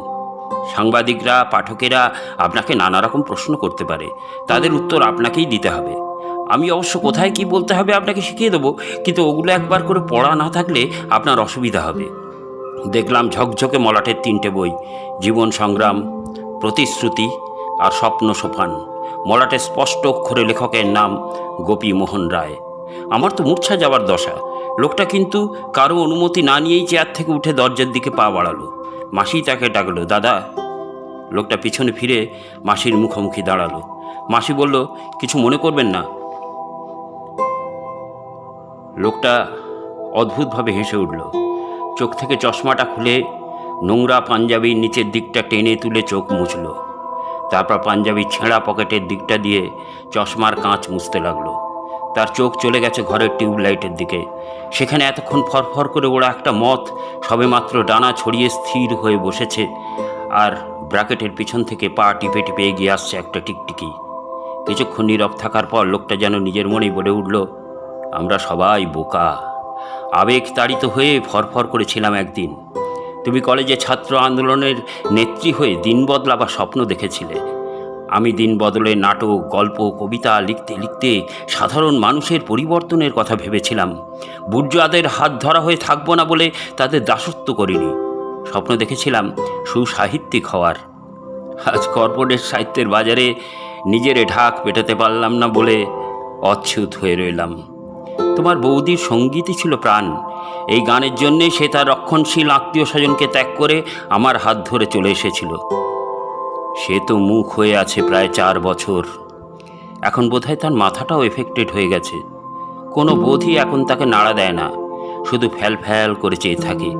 তাই বলছিলাম, আমার চেয়েও তার বড় প্রিয় বন্ধু জীবন মরণের সীমানা ছাড়ায়ে তার মাথার কাছে এসে দাঁড়িয়েছে, শুধু তার হাত ধরে চলে যাওয়ার অপেক্ষা। সেদিন লোকটা চলে যাওয়ার পর মাসি অনেকক্ষণ বসে বসে নীরবে কেঁদেছিল। কেন তা জানি না। বড় বড় জ্ঞানের কথা আর ন্যাকা কান্না, এই দুটোই আমার সহ্য হয় না। লোকটা যে বইগুলো দিয়ে গিয়েছিল সেগুলো ওই সবেই ভর্তি। একটু মাখো প্রেমের কথা থাকলেও হয়তো ইন্টারেস্ট পেতুম। পড়ায় আমার মন নেই। মাসি আমাকে পড়ে শোনায়। পড়তে পড়তে হাসে, পড়তে পড়তে কাঁদে। যেখানে ভুখা মানুষের মিছিল আক্রমণ হানার জন্য যোদ্ধাদের প্রাসাদে চড়াও হয়, সেখানে মাসির গলা গমগম করে। আবার কখনো কখনো হঠাৎ পড়া থামিয়ে আমার অস্তিত্ব বেমালুম ভুলে গিয়ে চুপ করে ঘরের দেওয়ালের দিকে চেয়ে বসে থাকে। রীতিমতো বইগুলো নাকি বাজারে হুলস্থুল ফেলে দিয়েছে, একেবারে হট কেকের মতো বিকোচ্ছে। 2টো বই 2টো বড় বড় পুরস্কার পেয়ে গেছে। কাগজগুলো লিখেছে, মাত্র 19 বছর বয়সের লেখক যে এইভাবে সাধারণ মানুষের জীবন যন্ত্রণাকে এত জীবন্তভাবে তুলে ধরতে পারেন, এটা চিন্তা করলে বিস্ময়ের অবধি থাকে না। অনেকে আবার আমার প্রসঙ্গে আলোচনা করতে গিয়ে সুকান্ত ভট্টাচার্যের সঙ্গে আমার মিল খুঁজেছে। আমি রীতিমতো সেলিব্রিটি হয়ে উঠেছি। সভা সমিতিতে ডাক পড়ছে, সম্বর্ধনার জোয়ার। প্রতি মাসেই নতুন নতুন বই বেরোচ্ছে। লেখকবাবু নিয়মিত আসছে, আমাকে তালিম দিচ্ছে, বক্তৃতার বয়ান মুখস্থ করাচ্ছে, অথচ তারও নাম বা পরিচয় জানি না। 2-একবার জিজ্ঞেস করে উত্তর পেয়েছি, আমার কোনো নাম নেই, পরিচয় নেই। আমি আপনারই সাহিত্যের অনুলেখক, কপিয়ার, চাকর। আমার নামে টাকাও আসছে বিস্তর, শুধু সই করার অপেক্ষা। সে টাকার পাহাড় ক্রমেই বড় হচ্ছে, খরচ করার রাস্তা নেই। কার্যত আমি 4 দেয়ালে বন্দি এক পরশিক্ষিত নকলি সাহিত্যিক। হঠাৎ একদিন মাসি অভিনব প্রস্তাব দিল। বিকেলবেলা আমাকে বলল, তাড়াতাড়ি তৈরি হয়ে নাও, আজ আমরা ঘুরতে বেরোবো। বছরখানেক গৃহবন্দী থাকার পর বাইরে বেরোনোর ইচ্ছেটাই যেন নেই। তবু আমি জানি মাসি যা বলে যা করে সবই শশাঙ্ক বাবার নির্দেশে। সে আদেশ অলঙ্ঘ। বাইরে বেরিয়ে বুঝতে পারলাম আমার বুকের মধ্যে মুক্তির ইচ্ছেটা এখনও সজীব আছে। মাসি আমাকে একটা ট্যাক্সিতে বসিয়ে নিয়ে গেল গঙ্গার ধারে। জলহস্তির মতন সেখানে বড় বড় বয়া ভাসছে। একদিন এদের জাহাজ বেঁধে রাখার শক্তি ছিল, হয়তো আজও আছে, কিন্তু জাহাজের আসার পথ বন্ধ হয়ে গেছে পলি জমে জমে। আর আমার ব্যাপারটা উল্টো, নিজের চারপাশে নিজেই বন্ধন তৈরি করে বসে আছি, ভয়ে না লোভে জানি না। মনের জাহাজের শেকল খুলে দিলেও তা আর হয়তো কোনোদিনই বার দরিয়ায় গিয়ে পড়তে পারবে না। মাসি বলল, আজকের সন্ধেবেলাটা তোমার জীবনের একটা গুরুত্বপূর্ণ সিদ্ধান্ত নেওয়ার দিন হয়ে উঠবে। তোমার ভাবী স্ত্রী বেবির পরিচয় তুমি পাবে, তাই আগে থাকতেই তোমার মনকে হালকা করার জন্য এখানে নিয়ে এলাম। আজ তোমার উপর কোনো নজরদারও থাকার কথা নয়, ইচ্ছে করলে পালাতেও পারো। তবে আমি বলবো, যেহেতু তুমি আজ থেকে স্বাধীন, ইচ্ছে করলে পরেও পালাতে পারবে, কিন্তু একটা নিষ্পাপ মেয়ের সম্পর্কে ভুল ধারণা নিয়ে যেও না। আমি মুক্ত এ কথা ভাবতেই বুকের ভেতরের পাখিটা ডানা ঝটপট করে উঠল, কিন্তু পরক্ষণেই বুঝতে পারলাম আমার ডানা ভারী হয়ে গেছে। উড়ে যেতে গেলে মুখ থুবড়ে পড়ে যাব। কোথায় যাব? আমার তো নিজের কোনো জায়গা নেই, নেই আপনজন। অজানা অচেনা জগতে লড়াই করে টিকে থাকার মতো মনের শক্তিও আর নেই। নিজের কাছ থেকে নিজে পালাতে পারবো কি? আমি তো নিজেই নিজের চরম শত্রু হয়ে গেছি। সন্ধ্যার দিকে ল্যাং ল্যাং করে পোষা কুকুরের মতো মাসির সঙ্গে রওনা দিলাম। মাসি আমাকে যেখানে নিয়ে এলো সেখানটা আমার খুবই পরিচিত। রাস্তার ধারে পাঁচিল ঘেরা ছোট্ট একতলা বাড়ি।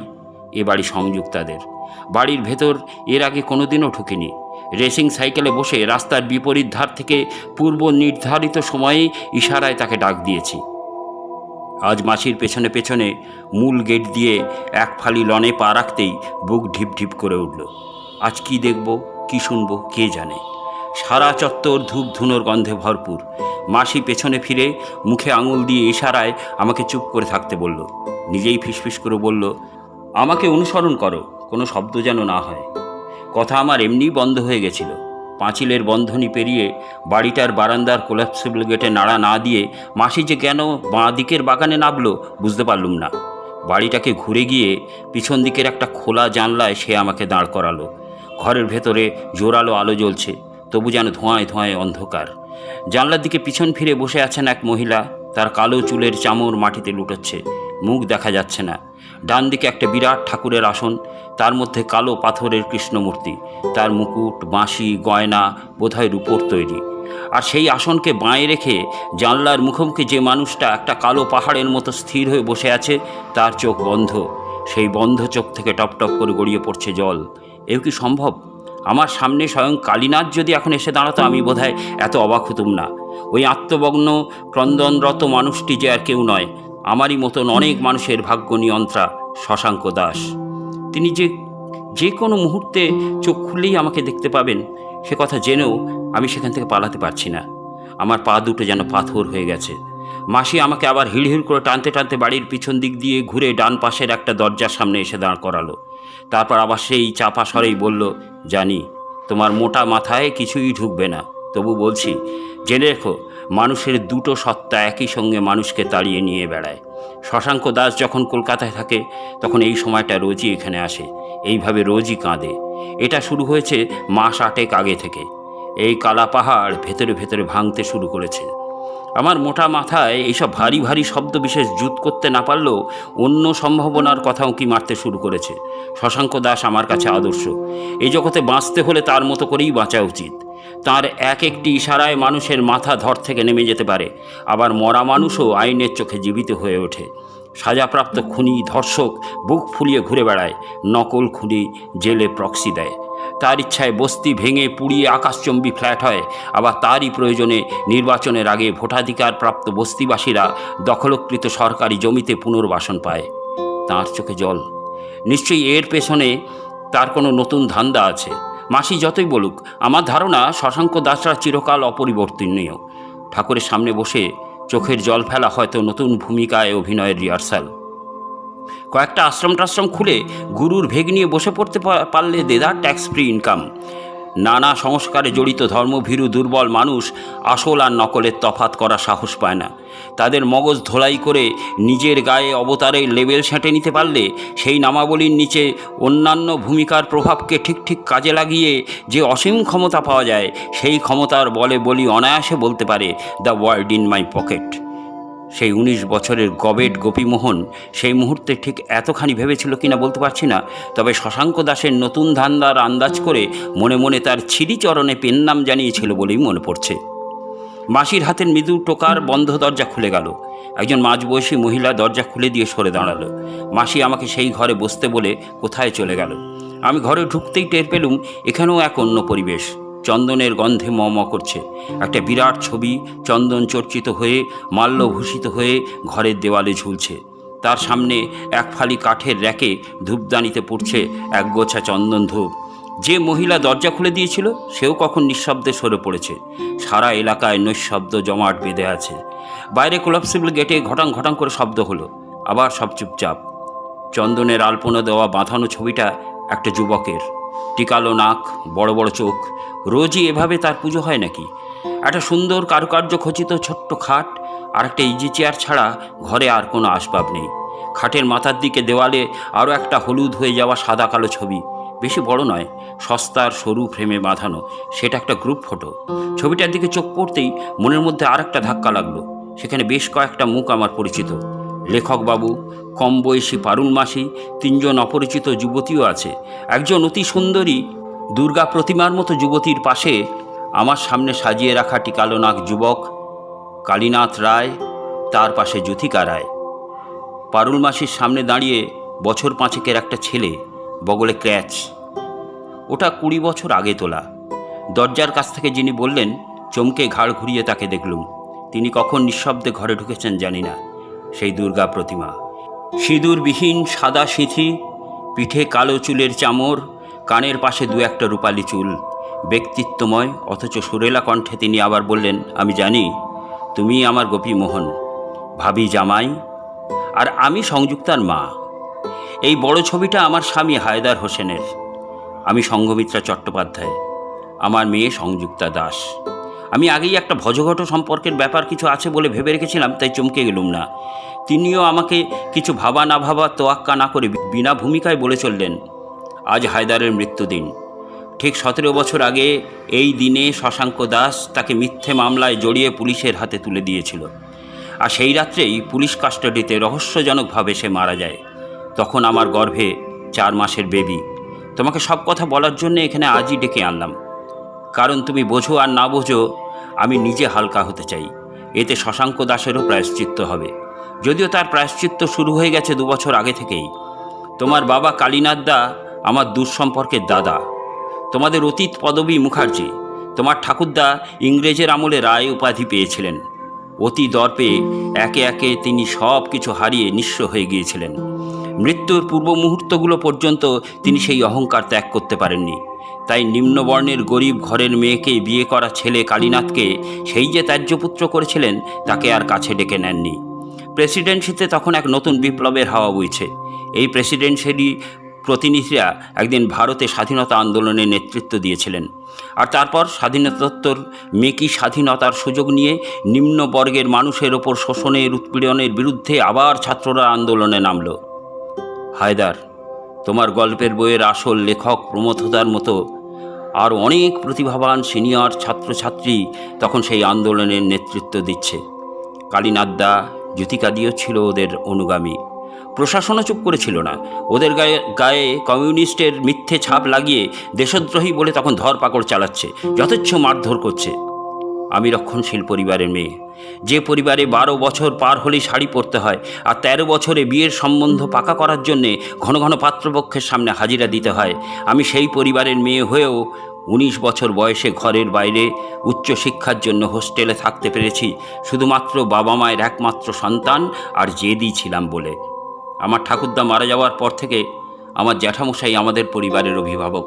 তিনি বাবাকে মাকে সাবধান করতেন, তবু আমার জেদ আমি বজায় রেখেছিলাম।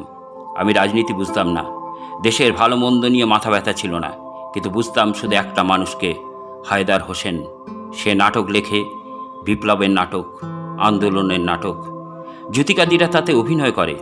সে জাতের বজ্জাতি নামে একটা পত্রিকা চালায়, তাতে রক্তে আগুন ধরানো প্রবন্ধ লেখে।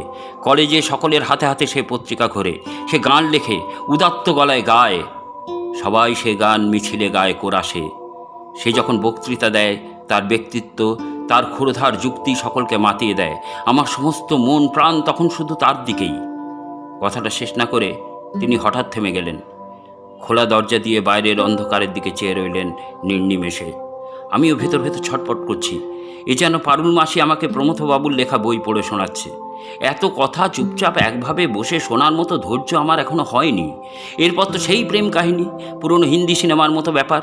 সামান্য তফাৎ আছে, সেখানে নায়িকা গোঁসা করে গটগট করে হাঁটছে, আর নায়ক পোষা বাঁদরের মতো গান গাইতে গাইতে লাফাতে লাফাতে তার পেছন পেছন চলেছে। গানের শেষে দেখা গেল দুজনে একসঙ্গে হাত ধরাধরি করে গাইতে গাইতে নাচতে নাচতে চলেছে। এখানে নায়িকা রূপসী, কিন্তু নায়ক শুধু রূপবান নয়, গুণবানও। কাজে নায়িকাই আগ বাড়িয়ে নায়কের পেছন পেছন ছুটছে। ধুত্তর, এত লেকচার না দিয়ে আমার ভাবি শাশুড়ি যদি আসল রহস্যগুলো ঝটপট খোলসা করেন বলতে যাই। যদিও কোনো কিছুতেই আমার কোনো কিছু আসে যায় না। সংযুক্ত মুসলমানের মেয়েই হোক আর ডোমেরই হোক, তাকেই আমায় বিয়ে করতে হবে। শুধু তাই নয়, আজীবন তার দাসত্ব করতে হবে।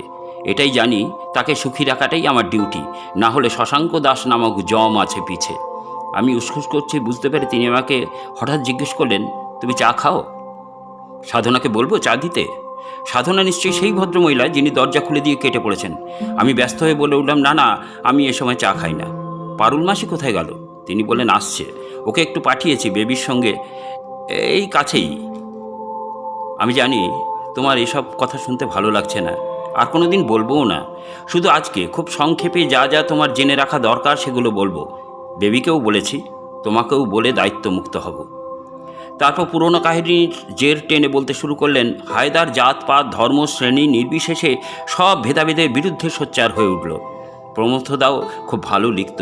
তার লেখা নাটক, গান, কবিতায় আমিও অংশ নিতে শুরু করলাম। উদ্দেশ্য ছিল হায়দারের নজরে পড়া, তারপর প্রেম। ততদিনে কট্টর মুসলিমরা হায়দারকে জাতচ্যুত বলে ঘোষণা করেছে। তারাও নাকি ওকে শেষ করার সুযোগ খুঁজছে। হায়দার কিছুদিনের জন্য গা ঢাকা দিল। শশাঙ্ক দাস তখন ভাড়াটে খুনে। তাকে কারা নিয়োগ করেছিল জানি না। প্রশাসন, সাম্প্রদায়িক মুসলমানেরা কিংবা গোঁড়া হিন্দুরাও হতে পারে। সেও তার দলবল নিয়ে শহর চষে বেড়াচ্ছে। কালীনাথদা আর জ্যোতিকাদি ওই সাংঘাতিক বিপদের দিনে নিজেদের বিপদের তোয়াক্কা না করে হায়দারকে আশ্রয় দিয়েছিল। নিজেদের বাড়িতে নয়, বড়বাজারের পান মশলার গুদামের এক কোণে। কলকাতা থেকে বহু দূরে বসিরহাট লাইনের খোলা পোতায় কী করে যেন এসব খবর পৌঁছে গেল। একটু বেশিই পৌঁছলো। নৃপেন্দ্রমোহন চট্টোপাধ্যায়ের একমাত্র মেয়ে একটা মুসলমান ছেলের সঙ্গে থাকে। সমাজের চাপে পড়ে, বিশেষ করে জ্যাঠামশাইয়ের প্ররোচনায় একটা চিঠি লিখে আমার সঙ্গে সমস্ত সম্পর্ক ছিন্ন করার সিদ্ধান্ত জানিয়ে দিল বাবা। বাড়ি থেকে টাকা পাঠানো বন্ধ হওয়ায় আমাকে হোস্টেল ছাড়তে হলো। শহরে তখন দিশাহারা এক কুমারী অরক্ষণীয়া হয়ে থাকার যে কী বিড়ম্বনা ছিল সে তুমি বুঝবে না। আমাদের কুলদেবতা রাধা মাধবী বোধহয় আমাকে রক্ষা করলেন। সদ্য বিধবা এক পঙ্গু সন্তানের মা পারুলের সঙ্গে আমার যোগাযোগ ঘটে গেল। মাথা গুঁজলাম তার ঘরে। হায়দারের খবর পাওয়ার জন্যে শশাঙ্ক দাসের লোকেরা এমনিতেই আমাকে সবসময় নজরে রাখত। এবার আমার অসহায়তার সুযোগ নিয়ে রাহুর মতো আমার পিছনে লাগলো শশাঙ্ক নিজে। পারুল শিক্ষিত হওয়ায় কয়েকটা টিউশন করে কোনো রকমে দুটো পেট বাঁচিয়ে রেখেছিল। তারপর নিজের বোঝা না চাপিয়ে আমিও টিউশনের খোঁজ করছিলাম। শশাঙ্ক এলো অনেক বেশি টাকার দুটো টিউশন দেবার বাহানা করে।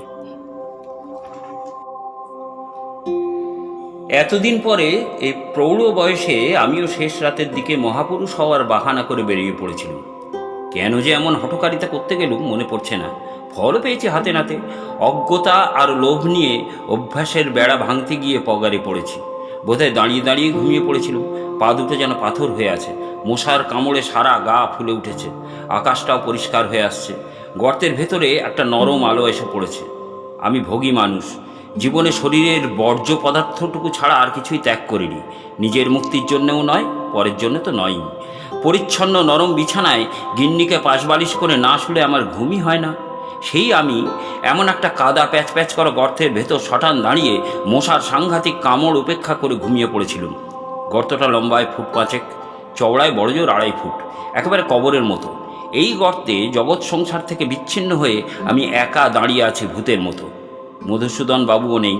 নিশ্চয়ই ভাইবা টেস্টে অ্যালাউ হতে পারিনি, না হলে কি আর তিনি আমাকে উদ্ধার করতেন না? এখন জেগে উঠে চারিদিকে রক্তপায়ীদের দংশন জ্বালা আমাকে আবার অতিষ্ঠ করে তুলেছে। মাথার উপরে কেলো বাগার চিৎকার শুরু হয়েছে।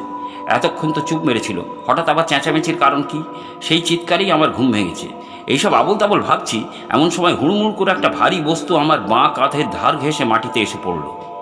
আবার কি রে বাবা! অচিরেই বোঝা গেল সেই বস্তুটিও একটি মানব শরীর ছাড়া আর কিছুই নয়। আমার তো নাড়ি বন্ধ হওয়ার উপক্রম। এই ভোর রাতে তাড়াহুড়ো করে কেউ এখানে লাশ গুম করার চেষ্টা করছে নাকি? নির্ঘাত মার্ডার কেস, আর ঘটনাচক্রে একমাত্র আমি এই গর্তের মধ্যে লাশের সঙ্গে সহবাস করছি। একটু পরেই লোকজন জমতে শুরু করবে। তারা যখন আবিষ্কার করবে একটি লাশ এবং একটি ক্যালাশকে একই সঙ্গে একই গর্তে, তখন কি কি হতে পারে ভেবে আমার গায়ের লোম খাড়া হয়ে উঠল। প্রভাব, প্রতিপত্তি, যশ এসব থাকলে খুন করলেও লোকে খুনি বলে সন্দেহ করে না। আমার তো এখন তাও নেই। পুরনো নাম ভাঙিয়ে ছোটোখাটো পত্রপত্রিকায় হাবিজাবি লিখে নিজেকে টিকিয়ে রাখার চেষ্টা চলছে। বেবিকে বিয়ে করার পরই সেই লেখকবাবু কোথায় যেন গায়েব হয়ে গেছেন। এতদিনে একবারও তার হদিশ পায়নি। কিছুদিন নিজের নামাঙ্কিত বিখ্যাত বইগুলো থেকে চুরি করে জুড়ে তাড়ে যা হোক একটা খাড়া করে চালিয়ে নিজেকে living of the stolen property করে রেখেছিলাম। এখন সেই স্টকও শেষ। পাঠকেরা আমায় ছেঁড়া নেতার মতো ব্রাত্য করে দিয়েছে। মিথ্যা অহংকারে যাদের সঙ্গে এতদিন দুর্ব্যবহার করেছি, এখন বেকায়দায় পেলে তারা আমায় আর ছেড়ে দেবে না। প্রাণপণে আবার উপরে ওঠার চেষ্টা করতে লাগলাম। আগে তবু একটু লাফাতে পারছিলাম, এখন পা দুটো অসাড় হয়ে গেছে। মাঝের থেকে মাটির দেয়ালে লুকিয়ে থাকা কিসের যেন ঘষা লেগে আমার ডান হাতের তালু একটু চিরে গিয়ে রক্ত বেরোতে লাগলো। ব্যাস, আমার সামনে পড়ে আছে খুন হওয়া মানুষের দেহ। আমার হাত ভর্তি রক্ত, 16 কলা পূর্ণ হলো। আমি আর কিছু ভাবতে না পেরে কাদার মধ্যেই থেবড়ে বসে পড়লুম। আজ থেকে প্রায় 30 বছর আগেও অকালপক্ষ গোপীমোহন একদিন পালাবার শেষ সুযোগ পেয়েও পালাতে পারিনি। নিজের জড়বৎ মাকাল মার্কা লাশকে সামনে রেখে সিদ্ধান্ত করেছিল বন্ধনেই মুক্তি।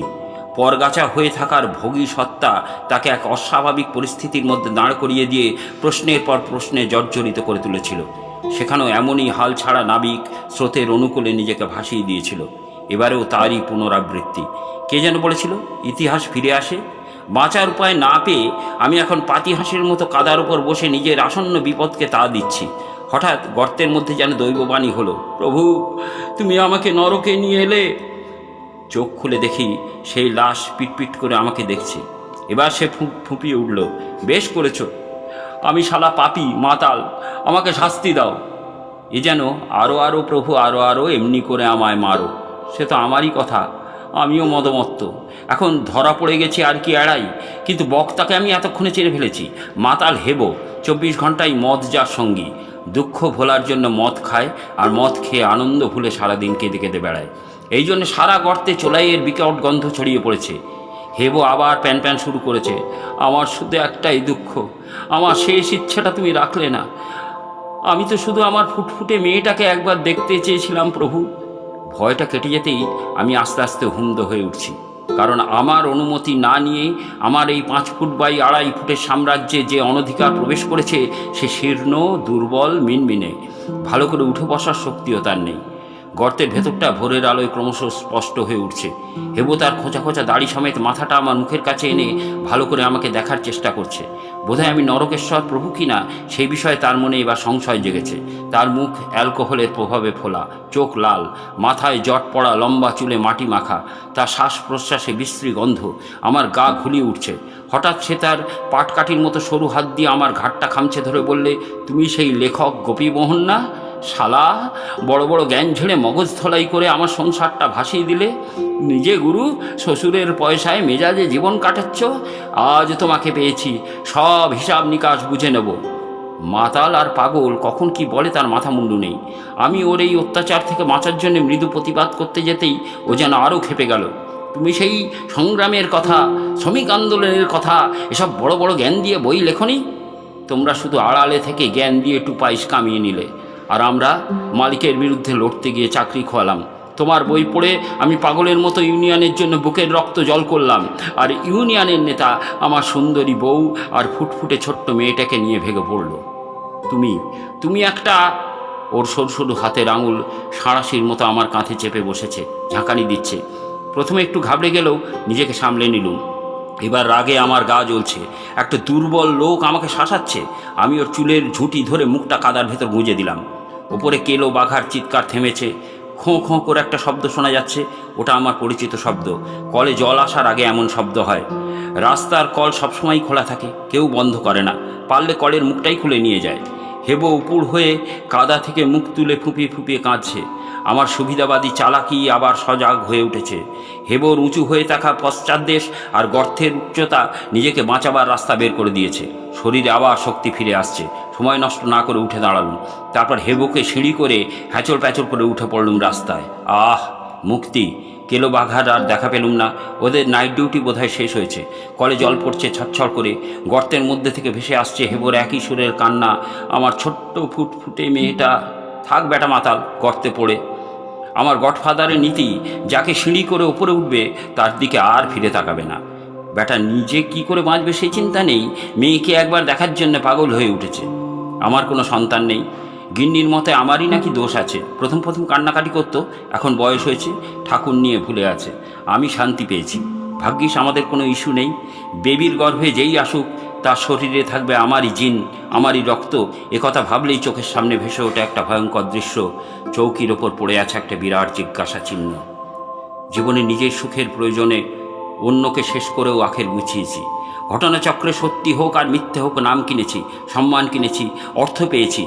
কিন্তু এই গর্তের মধ্যে এতক্ষণ একা থেকে নিজের মুখোমুখি হয়ে টের পেয়েছি আমার পাওয়ার অঙ্ক শূন্য ছাড়া আর কিছুই নয়।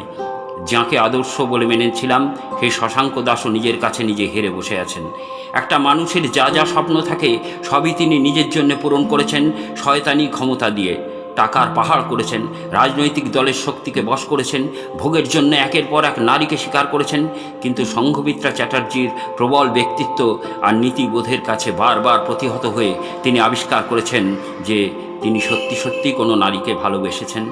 আর সেই সঙ্গেই হয়েছে তার বেদনাতুর উপলব্ধি, তিনি জীবনে কারও প্রকৃত ভালোবাসা পাননি। 50 দশকের দ্বিতীয়ার্ধের সেই সংকটময় দিনগুলোতে শশাঙ্ক দাস নিজের মনের কাছে নিজেই দাঁড়িয়েছেন প্রশ্নচিহ্ন হয়ে। অর্থ দিয়ে, শক্তি দিয়ে, ক্ষমতা দিয়ে যাকে বশ করা যায় না তাকেই শুধু শ্রদ্ধা করা যায়, ভালোবাসা যায়। সে ভালোবাসায় কোনো ক্লেদ নেই। তিনি নিজে সংঘমিত্রাকে সুখী দেখার জন্য হায়দারের সঙ্গে তার বিয়ে দিয়েছেন। আবার নিজের অবস্থান ঠিক রাখার জন্য তিনি হায়দারকে মারার কূট চক্রান্ত করেছেন। এ এক জটিল ব্যাপার।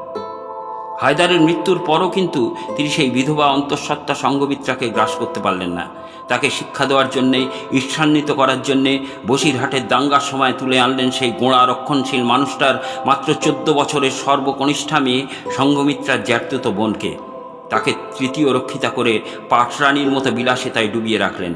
আবার সংঘমিত্রা আর তার বোনের উপর ঈর্ষাকাতর দ্বিতীয় রক্ষিতা মিনতির অন্য পুরুষের সঙ্গে গোপন অভিসার আছে এমন সন্দেহে তার শিশুকন্যাকে পারুল মাসির হাত দিয়ে হত্যা করে মাসিকে ব্ল্যাকমেল করে আটকে রাখলেন দাসীর মতো।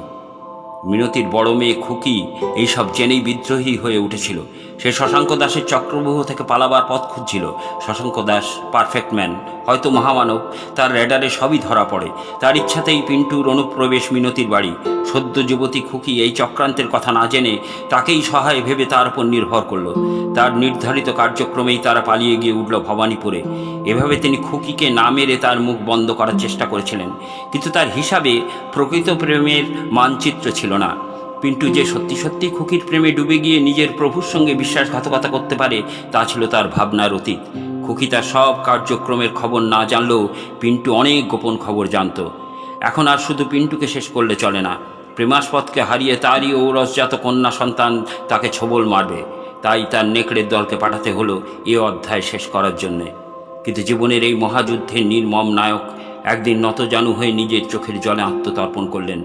সংঘমিত্রাকে তিনি ভয় বা লোভ দিয়ে জয় করতে পারলেন না কোনো দিনই। সংঘমিত্রা নিজের যোগ্যতায় চাকরি জুটিয়ে নিয়ে স্বনির্ভর। কোনোদিন শশাঙ্ক দাসের কোনো দান তিনি গ্রহণ করেননি।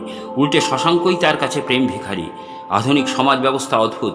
হায়দারের সঙ্গে সংঘমিত্রার গোপন বিয়ের কোনো আইনানুগ নথি নেই। সংযুক্তা বড় হচ্ছে। আইনানুগ পিতৃপরিচয় না থাকলে তার শিক্ষার ব্যাঘাত ঘটবে। জারজ বলে সন্দেহ করবে আজকের আধুনিক উন্নততর সমাজও। এগিয়ে এলেন শশাঙ্ক দাস। নিজের পাপের প্রায়শ্চিত্ত করার জন্যে একটা সুযোগ তিনি ভিক্ষা চাইলেন সংঘমিত্রার কাছে। কেন জানি না, সংঘমিত্রা তার স্বামীর খুনিকে সেদিন সেই সুযোগ দিলেন। সে কি শুধু সংযুক্তার ভবিষ্যতের কথা ভেবে, নাকি আরও অন্য কিছু? মন রে, তো লীলা বোঝা দায়। চাকরিস্থলে তিনি সংঘমিত্রা চ্যাটার্জি রইলেন। সংসারে তিনি শ্রীমতী হোসেন। আর তার মেয়ের স্কুলের ব্যাংকের রেকর্ড বুকে পরিচয় থাকল সংযুক্তা দাস, কেয়ার অফ শশাঙ্ক দাস। সব রচনারই একটা উপসংহার থাকে। সংযুক্তাদের বাড়ির সেই ছোট্ট ঘরে হবু শাশুড়িও একটি নাতিদীর্ঘ জ্ঞানগর্ভ আদেশ দিয়ে তার বক্তব্য শেষ করেছিলেন, যার সারমর্ম হচ্ছে তিনি আজন্ম লালিত কয়েকটি বিশ্বাসকে ত্যাগ করতে চান না। আমার শৈশবকালে কোনো একদিন পরিহাস ছলেই হয়তো হায়দার হোসেন কালীনাথ রায়কে কথা দিয়েই ফেলেছিলেন, আমার যদি মেয়ে হয় আমরা বেয়াই হব। কালীনাথদা, তোমার ওই গোপীমোহনের রূপে আমি ভুলেছি। সংযুক্তা জন্ম থেকেই আমার বাগদত্তা। ঘটনাচক্রে বয়সের দুর্বলতাতেই হোক আর রাধা মাধবের ইচ্ছাতেই হোক, দুজনের যখন যোগাযোগ ঘটেইছে তখন নাকি এ মিলন হতোই। তাই সময় থাকতেই তিনি আমাকে তার উপযুক্ত করে গড়ে তুলতে চান। এজন্য আমাকে স্বনির্ভর হতে হবে, অর্থের দিক থেকে যত নয়, সামাজিক প্রতিষ্ঠার দিক থেকে তত বেশি। শশাঙ্ক দাস হয়তো নিজেকে হায়দারের মর্মান্তিক পরিণতির কারণ হিসেবে জেনে আজ অনুতপ্ত হয়ে আমাকে সাহিত্যিক হওয়ার নির্দেশ দিয়েছেন, কিন্তু তার মাথায় এটা নেই কাউকে সাহিত্যিক বানানো যায় না। যেমন উচ্চশিক্ষার ডিগ্রি থাকলেও হয়তো ভালো চাকরি পাওয়া যায়, কিন্তু শিক্ষিত হওয়া যায় না। সাহিত্যিক হতে গেলে প্রচুর পড়াশুনো আর অনুশীলনের সাথে সাথে প্রতিভারও প্রয়োজন হয়, সেটা নাকি তৈরি করার নয়। আমাকে যদি ও পথেই হাঁটতে হয় তবে সারা জীবন পড়াশুনোর মধ্যে থাকতে হবে। তিনি যাই জ্ঞান দিয়ে থাকুন না কেন, আমি বিনা আয়াসে শর্টকাটে বাজিমাত করার পক্ষপাতী বলে যেখানে পৌঁছানোর দরকার ছিল সেখানে আর পৌঁছতে পারলুম না। এই 30 বছরের মধ্যে শশাঙ্ক দাসের দলে পালাবদল হয়ে গেছে। আমার শাশুড়ি মা মারা গেছেন। আমার গডফাদার তার সমস্ত কারবার দেখাশোনার ভার তার দলের এক একজনের হাতে ছেড়ে দিয়েছেন। তিনি এখন বৈরাগ্য নিয়ে নিজের বাড়িতেই বসে থাকেন। তার স্যাঙাতরা প্রত্যেকেই নিজেকে তার ডান হাত বলে প্রচার করে দাদাগিরি চালাচ্ছে। সাম্রাজ্যের দখল নিয়ে নিজেদের মধ্যে মারপিট করছে। দু একটা গুমখুনও যে হচ্ছে না তা নয়। শশাঙ্ক বাবা নির্বিকার, আমাদের সঙ্গেও তার কোনো সম্পর্ক নেই। আমাদের ভালোর জন্যই হয়তো তিনি সম্পর্ক রাখেন না। আমার শাশুড়ি তার মেয়েকে বেশ কিছু টাকা আর বাড়িটা দিয়ে গিয়েছিলেন, যাতে তার মেয়েকেও কখনো শশাঙ্ক দাসের হাত ধরা হয়ে থাকতে না হয়। তার মেয়ে সে বাড়ি বেচে দিয়ে আমার সঙ্গে এই ভাড়া বাড়িতে কেন থাকে জানি না। শশাঙ্ক বাবা আমার নামে এককালীন একটা বিরাট সংখ্যক টাকার ব্যাংক অ্যাকাউন্ট খুলে দিয়েছিলেন, তারই সুদের টাকায়, আর সেই সব লেখা বইয়ের টাকায় খাই দাই আর হাবিজাবি লিখি, এইভাবেই চলে যাচ্ছিল। কিন্তু ওই শর্টকাটে পারফেক্ট ম্যান হওয়ার লোভে সবই খুইয়ে বসে আছি। আমার পা দুটো এত ভারী হয়ে গেছে যে তাদের নাড়াতে ভীষণ কষ্ট হচ্ছে। তবে এখনই এখান থেকে সরে পড়তে হবে। প্রাতঃভ্রমণকারীর দল এখনই এসে পড়বে। তাদের সামনে এই চেহারায় দাঁড়িয়ে থাকা যায় না। অবাধ্য পা দুটোকে টেনে টেনে কলের কাছে হাজির হলুম। গর্তের মধ্যে থেকে মাঝে মাঝে হেবর কান্না শোনা যাচ্ছে। বন্ধ ধোবাখানায় খড়খড় শব্দ তুলে ট্রানজিস্টার বেজে উঠল, মানুষ হইয়া জন্ম লোভিয়া মানুষের করলাম কি। তাড়াতাড়ি হাত পা মুখ থেকে যতটা সম্ভব কাদা ধুয়ে ফেললুম। এবার বাড়ির দরজা শিকল খুলে নিঃশব্দে চলে যাব ভিতরে। আমার হঠাৎ ট্রিপল প্রমোশন পাওয়ার লোভ, আমার নিজের কাছ থেকে নিজের পালাবার উজবুকি চেষ্টা, আমার ভয়ঙ্কর আত্মদর্শন সবই চলে যাবে জনান্তিকে। দরজার শিকলটা খুলতে গিয়েই থমকে গেলুম। হঠাৎ মনে পড়ে গেল আমি গোড়াতেই গলত করে বসে আছি। পারফেক্ট ম্যান মানে যথাযথ মানুষ, কিংবা যেখানে যেমন সেখানে তেমন মানুষ নয়। পারফেক্ট ম্যান মানে যথার্থ মানুষ, আসলি ইনসান। মাথার মধ্যে আবার সব কেমন যেন গোলমাল হয়ে গেল। ভূতে পাওয়া মানুষের মতো আমি আবার ফিরে চললুম গর্তের দিকে।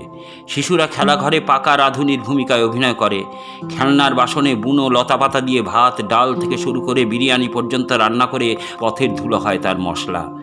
সেই রান্না অন্যদের খেতে দেয়, তারা খাওয়ার অভিনয় করে, বাহবা দেয়, তারপর ফেলে দেয় আবর্জনার মধ্যে। আর আমি সারা জীবনটাকে খেলাঘর বানিয়ে বসে আছি।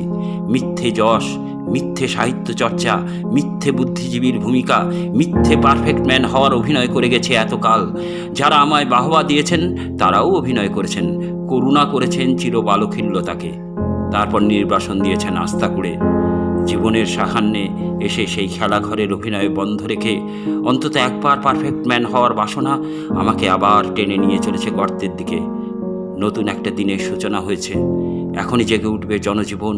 তারা অবাক বিস্ময়ে দেখবে মিথ্যে খ্যাতির আবরণে ঢাকা এক মিথ্যে সম্মানীয় ভদ্রলোক, এক পতিত আর এক দুর্বল অক্ষম পতিতের হাত ধরে উপরে তুলে আনার চেষ্টা করছে। মারো টান হেইও। গল্পটা শুনে ভালো লাগলে নির্দ্বিধায় লাইক, কমেন্ট এবং শেয়ার করুন। একটা লাইক তো আশা করতেই পারি। শুনতে থাকুন, ভালোবাসতে থাকুন। নিয়মিত নতুন নতুন গল্প শুনতে আমাদের YouTube channel one day suspense আজই সাবস্ক্রাইব করুন। একটি বিশেষ ঘোষণা, আপনারা যারা গল্প পাঠ করতে ভালোবাসেন এবং নিজেদেরকে সমাজ মাধ্যমে তুলে ধরতে চান, অথচ কোনো চ্যানেলে সুযোগ পাচ্ছেন না, যদি ইচ্ছা হয় আমাদের এই গল্পের নিচে ডিসক্রিপশন বক্সে আমাদের হোয়াটসঅ্যাপ নাম্বার দেওয়া রইল, আপনার ইচ্ছা প্রকাশ করতে পারেন।